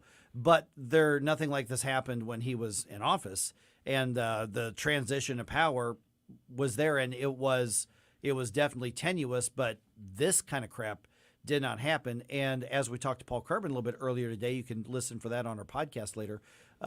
He pointed out the commander-in-chief is the one who makes the decisions. If you're the commander-in-chief, you're the one who's responsible for whatever happens. And, of course, John Kirby, and I'm sure this 10 or 12-page report, leave out all of the absolute ridiculous empowerments that went into the Taliban, including the Biden administration's decision to hand over security of the Kandahar airport to the freaking Taliban.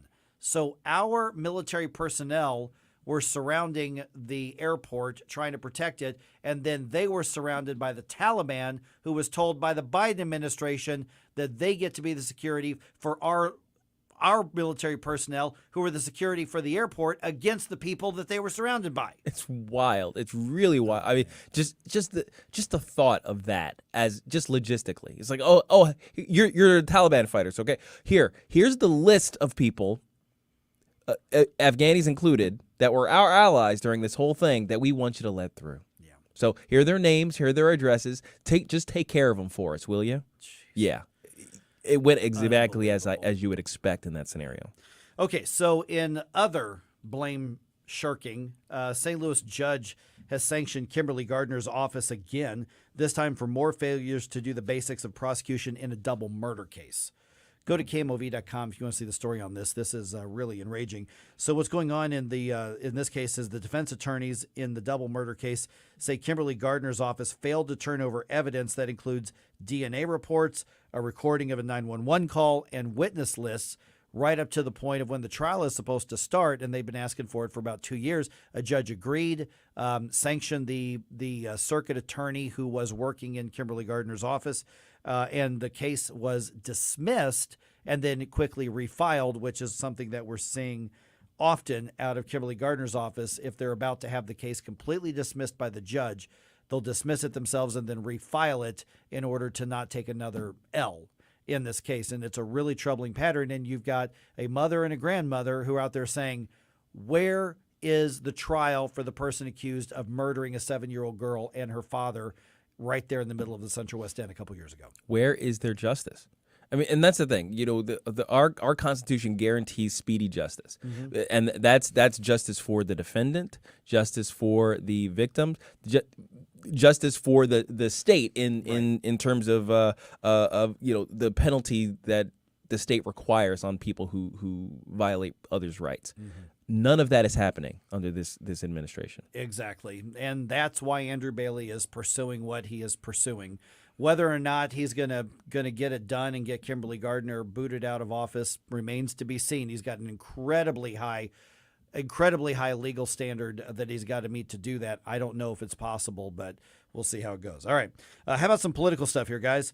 He has not announced anything, but man, Florida Governor Ron DeSantis sounding a lot like a candidate here. He was in Michigan for his first appearance there this year, as far as we know. Of course, Michigan run under left-wing Gretchen Whitmer.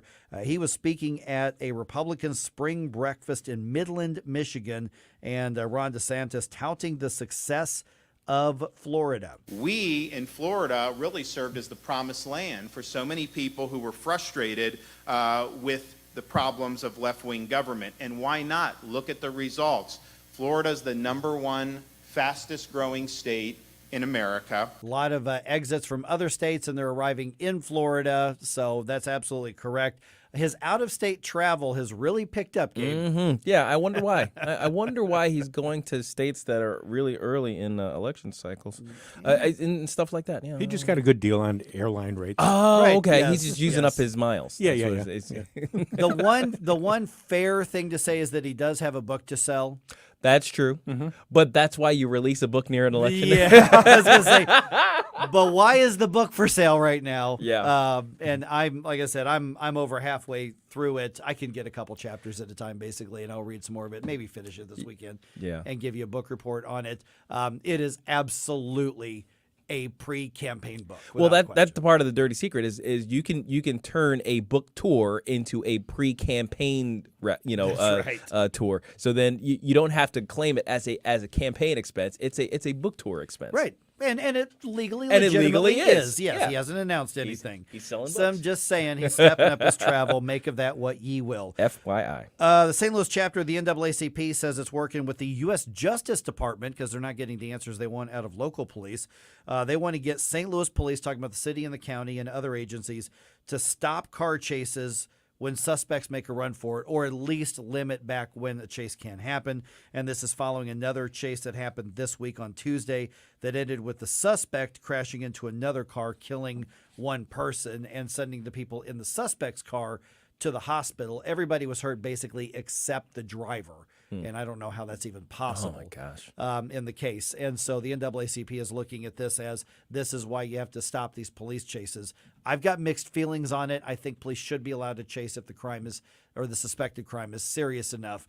In this case, the guy was literally stealing laundry detergent and then assaulted a store manager who tried to stop him. So you do have assault in the case. But Minor assault, though. Yeah. I think the police should be allowed to make that decision. But I do think that we should revisit when a chase is appropriate, because I don't want a policy that says no chases, because then you just give extra pro-criminal policies out there and guarantee the criminals know nothing they can do about it. Yeah.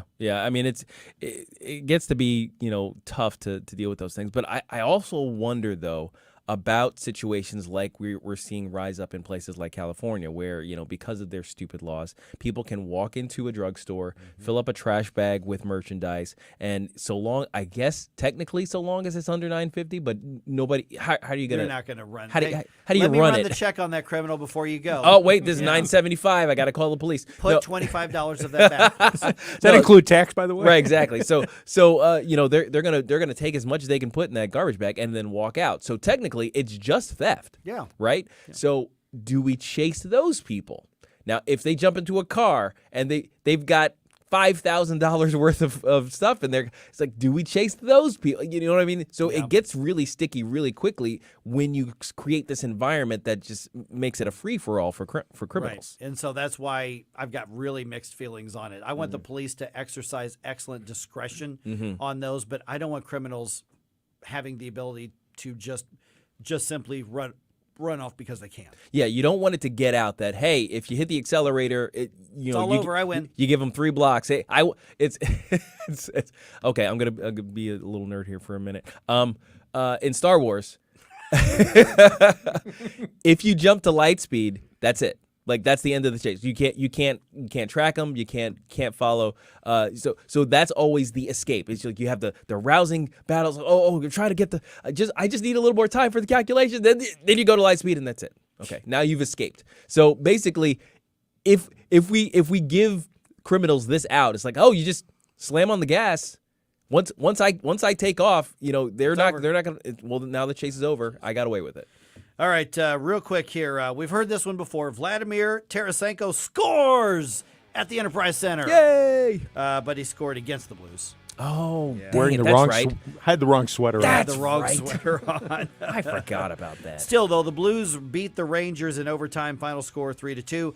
Cardinals start their first road trip of the season tonight. They play the Brewers at 7:10. Jack Flaherty is on the mound, and I think he already got hurt. Oh, no. Just by being put in the lineup. Okay. No. Oh, that's brutal. Not yet. Strained his shoulder picking up the roster. That's right. So hopefully we go through. Hopefully we get another game with no Flaherty injury. We'll see. My gosh. Oh, jeez. All right, just ahead here, the man with the most patriotic mullet in America, that would be Todd Showalter, going to give us the week in review of the news. We'll talk to him at 8:35 here on 101.9 94.1 News Talk STL. Party in the back. Follow us on Rumble at News Talk STL. Get up, St. Louis. It's Mike Ferguson in the morning.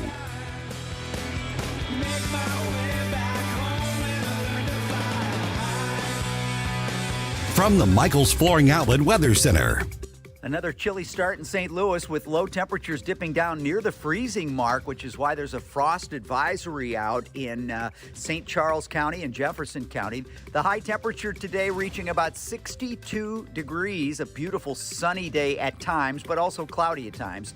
Chilly again tonight, lows near 40, mid-60s on Saturday, close to 70 with lots of sunshine for Easter Sunday. I'm KMOV First Alert meteorologist Kent Earhart. The latest news. A New York grand jury has charged Trump. Got a misdemeanor that's been made a felony. There's so much theft and there's so much looting, there's so much homelessness and crime, but yet their attention is going after Donald Trump. Political prosecution. The news you need to know. Shots fired, shots fired. 28-year-old woman shot and killed 6 people. I call on Congress again to pass my assault weapons ban. You are what I need to hear. Totally agree on that, and thanks for taking my call. 101.9 and 94.1 News Talk STL.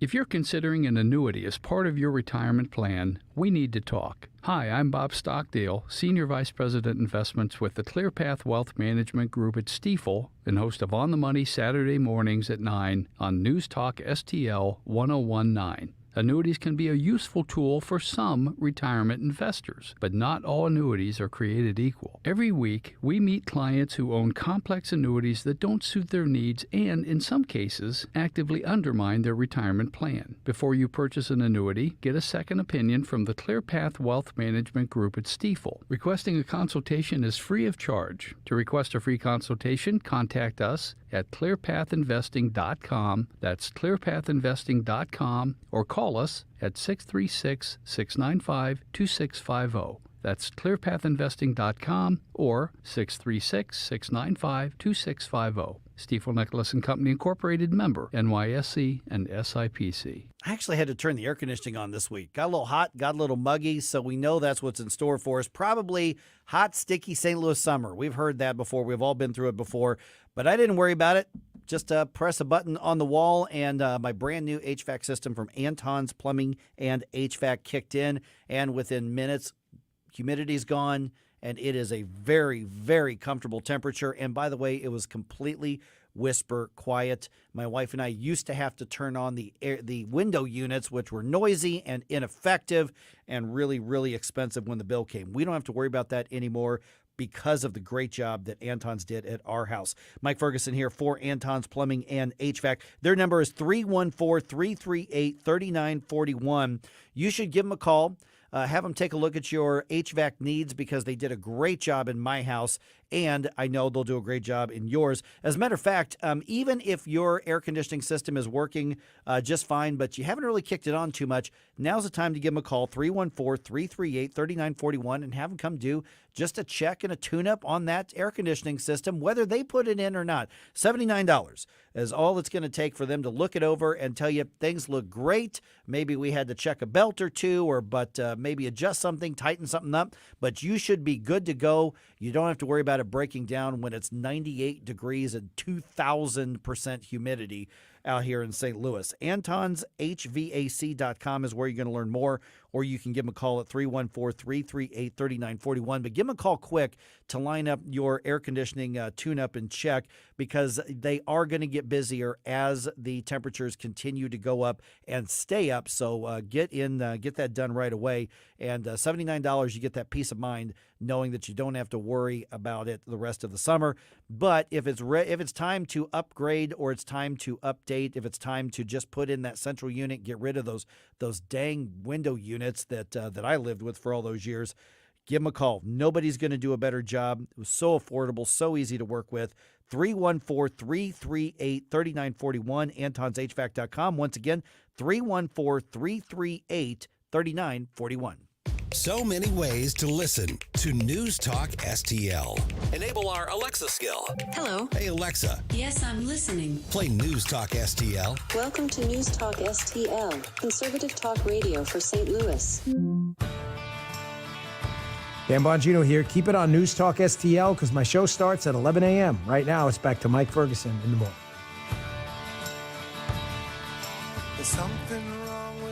What a wild week.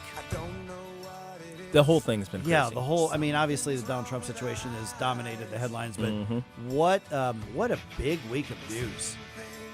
So when we get to Friday, we go into the weekend, we kind of need to just evaluate it all and make sure we got a handle on it, wrap it a bow, and go into the weekend, and then we can turn around and start the next week fresh. Yeah, exactly. I mean, you need time to process all the stuff because, like I said, there's only so long I can redline before I just get exhausted. Now, if something happens over the weekend, we've got a great set of weekend news talk programming. Just go to newstalkstl.com. And you will be able to see that. I mean, from Nick Schroer and Paul Kurtman and Randy Tobler and Rob Carter. And, there's just all sorts of great programs that are out there all weekend long. But live and local. Yeah, absolutely. So when you look at the news, I mean, it's not just any one story because they all affect each other. Right? Yeah. So we've got, for instance, we'll start here in a second with the criminal charges against Donald Trump. Mm-hmm. And when we look back at the week to review what's happened, I don't know that there's a better pundit or commentator out there than our very own Todd Showalter. Oh, absolutely. Who joins us right now. Political. Great to be here. Yes. And Todd, that thing that you and I were texting about the other day, are we ready to say anything publicly about that? Well, which part? Are we talking about Donald, or are we talking about who's out to save America? Who's out to save America? I'm not talking about that stuff that illegal deal that we were making. Yeah. I'm talking about the who's about to save America. Yeah. Right. Yeah. No, not that part. Yeah, I think we are. Yeah, absolutely. I mean, I'm excited. And what that? Yeah. I mean, so Well, we have somebody. Are you talking about Todd America? Yes. Hey. Yes. Yes, Todd America. The Todd America show is coming up here shortly. We're putting it together as we speak. It's just going to be a free for all of wisdom and debauchery. Awesome. The cavalcade. What a combo. Of political awesomeness. Filled with political nuggets and nonsense. How does that sound? Nuggets and nonsense. I like that. Sounds Nuggets awesome. and nonsense. I think they're serving that at McDonald's. Just look for the trans container. I believe. It has that. Oh, we're getting to that. Yo, in a yeah, couple of minutes that's here as coming well. up. Okay. Okay, so it's going to be on Saturday night, 9:00, and we were originally I believe we're going to be next Saturday night. We're still trying to iron out some sponsor situations here because can you believe some of the sponsors?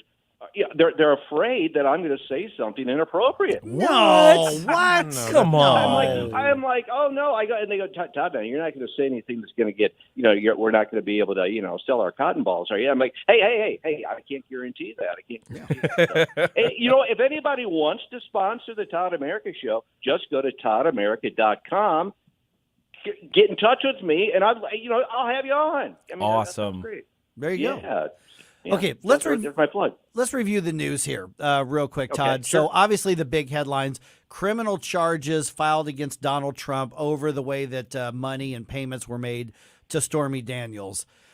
Oh, for crying out loud. All right, Yeah, I know. I mean, it's such a big crime. I think we talked about it before. They were trying to get him for some meter violations in Detroit.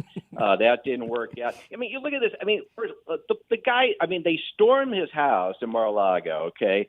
Now they pull this thing. I mean, what else do they have to do to this guy? I mean, it's become. Remember the old the Roadrunner cartoons where the coyote would keep trying to come up with these crazy ideas to get him. That's what this is like. I'm waiting for Hillary Clinton to try to chase him off a cliff, and there she goes flying off. I mean, it's becoming an animated cartoon. I mean, how are we going to get Donald this time? I mean, then they're going to go crashing into a giant cave that's like painted on a mountain or something. I mean, it's ridiculous. I mean, and I think anybody that doesn't see through it at this point, personally, I'm waiting to see what next they're going to try to get him on.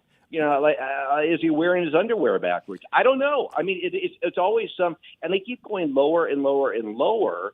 So I don't see anything actually happening with this. In fact, I think they're going to start to backpedal here pretty soon and just try to forget this one even happened and, try to get him for something else with a little more meat to it because this is just pure silliness. I mean, I don't know what they're going to – and the other thing, too, is, look what's happened. I mean, it's been another distraction. I mean, here we had like all the documents in Joe's garage and, and Hunter, God knows what he's been doing, probably, with hookers on roller coasters or something. And we've totally forgotten about all that. And now we're going after him, for trying to tell like a porn star just to be quiet about something. I mean, it's anybody that doesn't see through it doesn't have a brain to start with. So anyway, I don't think it's going to go too far. So, Todd, you said the magic word there a couple of sentences back, underwear. Dylan Mulvaney seems to have an affinity for clothing, like Nike sports bras, and also, refreshments. Victoria's Secret. Yeah. Victoria's Secret. Yeah. And refreshments like Bud Light. And so I'm guessing that you're probably running out later today to get your sports bra and a couple of six-packs. Well, that's just it, and I think this is such a brilliant idea because I was talking to some friends of mine, and nothing, especially the guys I know that like to drink a lot of beer, nothing really makes you more thirsty for beer than going out and making sure that it has a transvestite on the can. I mean, I can just see having the next poker game, sitting around and with our cans of transvestites on them. And I think what they ought to do though is they ought to extend this. I think we ought to add transvestites to snack foods and apparel and things like that. Anything guy related, let's just get rid of it and put a transvestite on it. Like I think we talked about this before. I believe we have our trans fats in the fast food. Maybe now McDonald's will come out with like a McTrans burger or something like that. But I think which is actually chicken. Exactly. I mean, I'm hoping, I get a postcard, from my doctor for my next prostate exam, and it says, hey, it's got a trans on it or something like that. I wouldn't go that far, but I mean, it's getting crazy. It's getting, and I think, I don't know, are they? what is the ulterior motive of this? I mean, it can't be.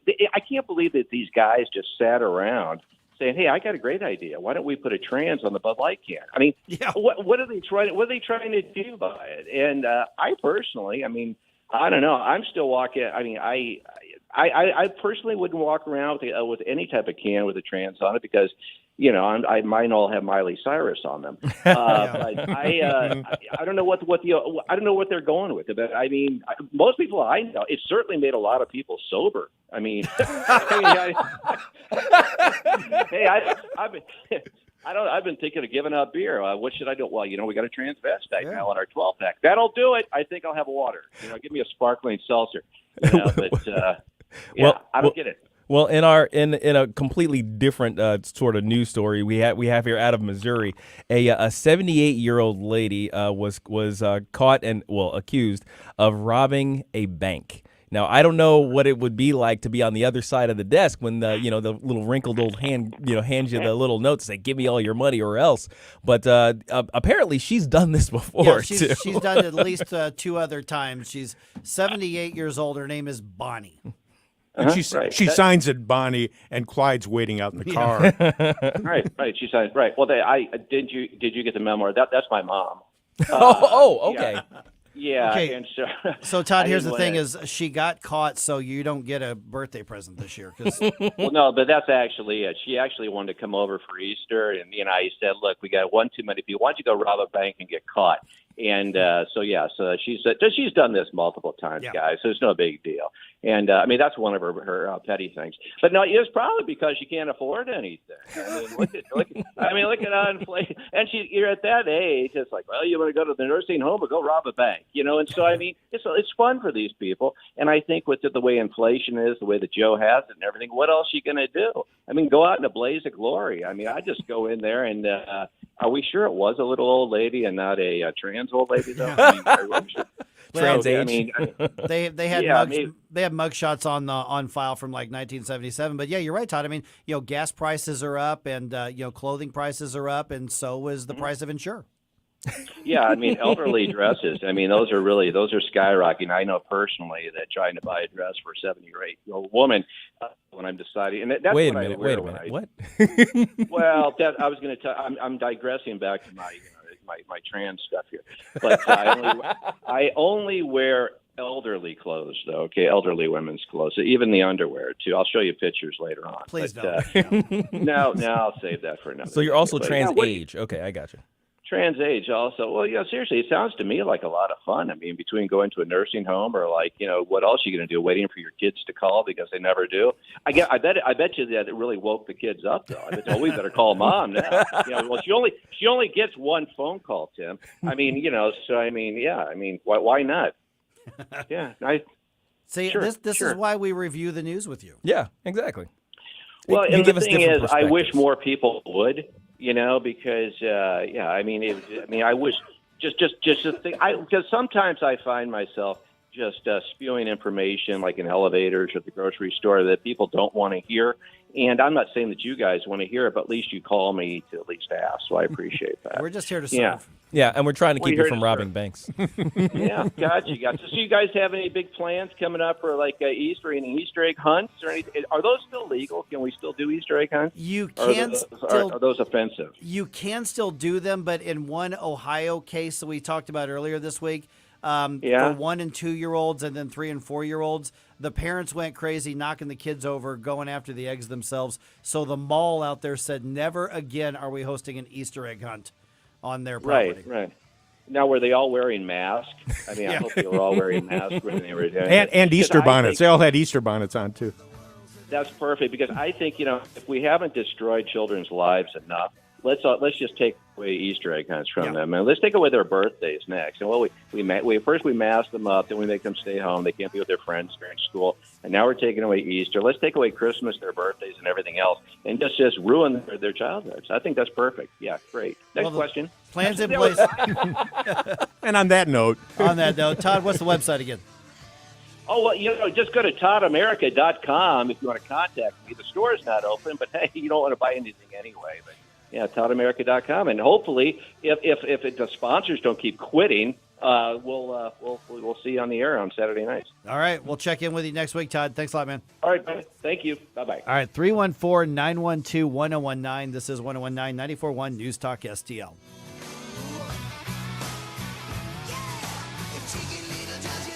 Follow us on Getter at News Talk STL.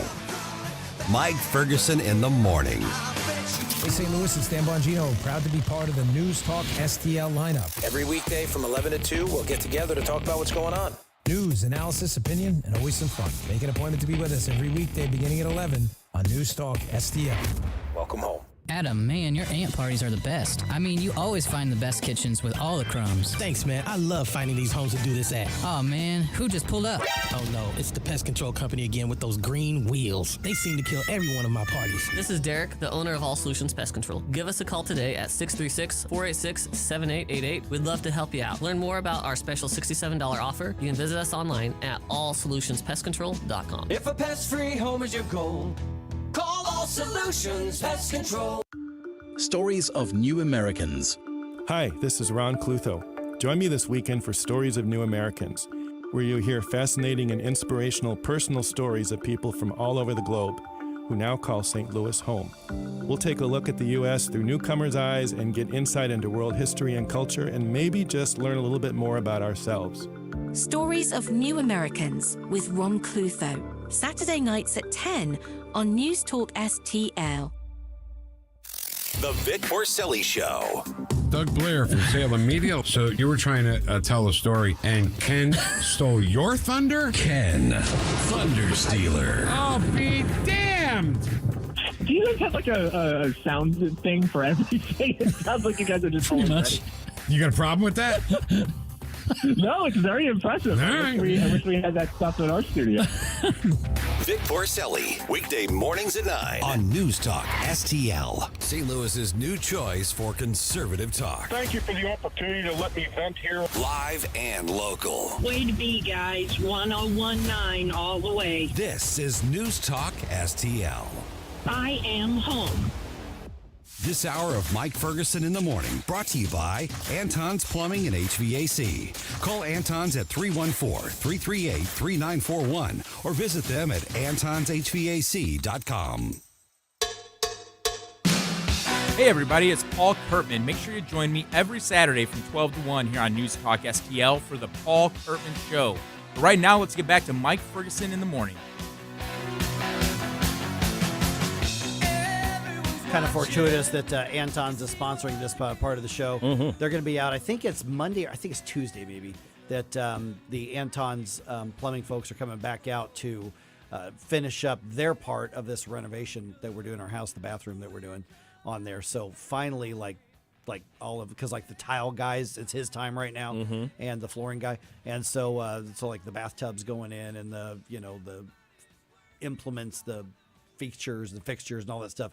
It's all going in. So it's going to be an epic bathroom. It's shaping up to be that way. I will isn't it, do a already? video from the house, and you'll see Rachel's dream bathroom. Yes. And Anton's did all the plumbing for that, so we'll put that out there. I actually want to follow up on something that was, obviously Todd's so much fun, but also real quick, one thing you mentioned, about sponsors and everything, and that's one thing I was thinking about this just sometime over the week. I'm driving around. We're a local business here. I know that we've got friends at a bunch of corporate-owned businesses, and I'm not bashing every corporate-owned business out there, but we're a local one. Obviously, advertising is really important. Keep something in mind when you hear ads on the air here, or you hear sponsorships, or you hear those of us who endorse different products like Anton's, because they've done so much work in my house. Is that these are businesses that have decided they are not afraid to be associated with controversial conservative talk. Now, it doesn't necessarily mean they agree with everything that we say. Right. They may not. I don't know, but they've said that this is an important audience. These are customers that they want to reach, and they are not afraid to be on a station that says we're going to talk about tough things. And so just keep that in mind when you hear something, because I'm going around town, I hear people say, man, I just, love what you're doing. It's so refreshing. And, we have not yet had a note from, I would say corporate, but we don't have corporate. Right. Yeah. we haven't had you can't talk about that topic. We just haven't had that happen here. Right. Other places I've been. We've had those notes. Oh yes, and they have a letterhead on yes on that memo, and the or else is spelled out. Mm-hmm. I mean, I have received those notes, guys, in other places. That's not happened here. So we all the hosts here also we have all different perspectives on things. Vic and Ken have a different perspective than we tend to have on some things. We agree on a lot. Chris and Tim have different perspectives on things. Tony and Katie have different, obviously, and Dan Bongino and Joe Pags and Larry Connors and everybody you can go in there. And so I kind of had to go through my head this week where I'm saying, that's pretty gutsy for our partners, our advertisers to say, you know what, we agree, we disagree. It doesn't matter. They know that they want to work with you. They take you seriously and respect you, and they're not afraid to be on a station that talks about important things and talks about controversial things and says controversial things. So kind of keep that in mind when you hear us talk about stuff, because you got a choice to spend your money anywhere you want. And if you are part of the News Talk STL family, just keep in mind that these are people who have said, we absolutely respect what you're doing. Mm-hmm. Again, they may or may not agree. I don't know. Right. But if a business does a really good job, like Anton's has done a really good job, Rodney and Jen Wallner have done a great job, with what I'm doing, and Window World is so good at what they do. So these are the things that keep in mind when you hear, because that really is important to remember that. And even more than that they respect what we do, they also respect you, the audience, and who you are, what you would mean to them as a customer. And that's basically the exact opposite of what the gigantic corporations who are bending to woke are doing right now. Right. That whole Dylan Mulvaney thing to me, I've got a video on my YouTube channel about it. And really, they're chasing a phantom audience, and they're willing to completely obscure and put to the side their traditional audience in order to chase a phantom audience of the fans of the Dylan style, videos and ideas, right? And what would that YouTube channel be? Oh, St. John the Philosopher, yes, on YouTube and Rumble, yeah. So go and check it out there. I've got all kinds of things, reactions and car videos. This one's a car video where I basically just rant on my way with one thing or another, and then analysis videos, which are a little more in depth about politics and media. I mean, everybody says, hey, thanks for our sponsors and, thanks for being a part of it. Please go patronize them. And we do mean that. But in the case of News Talk STL, I mean, hey, we get away with a lot more than most corporate run stations are going to get away with. And the reason we can do it is because there are businesses that are not afraid to be on the air with us. They're for you, so you should be for them. Absolutely. All right, just ahead, we got Vic Porcelli and Ken Williams. They never say anything controversial. Not at all. Never. That's never. what YouTube tells me. That's right. That's just ahead. Coming up on 9 a.m., welcome home. When it's important to you, Stay informed. it's on News Talk STL. Donald Trump is the first former president of the United States ever to be indicted. This is just unprecedented in American history. The only way out now is to win. News, analysis, and opinion. It's insulting to other prosecutors. It's demeaning of the rule of law. I don't think Bragg has the goods. If they don't land a conviction, it's only going to serve to help Trump. 101.9 and 94.1. We'll see how this plays out. News Talk STL. This is Cardinal Hall of Famer Ozzie Smith. Saturday, April 15th is Jackie Robinson Day. Join us at Busch Stadium to see the Cardinals take on the Pirates. In honor of Robinson's impact on Major League Baseball, that day, 25,000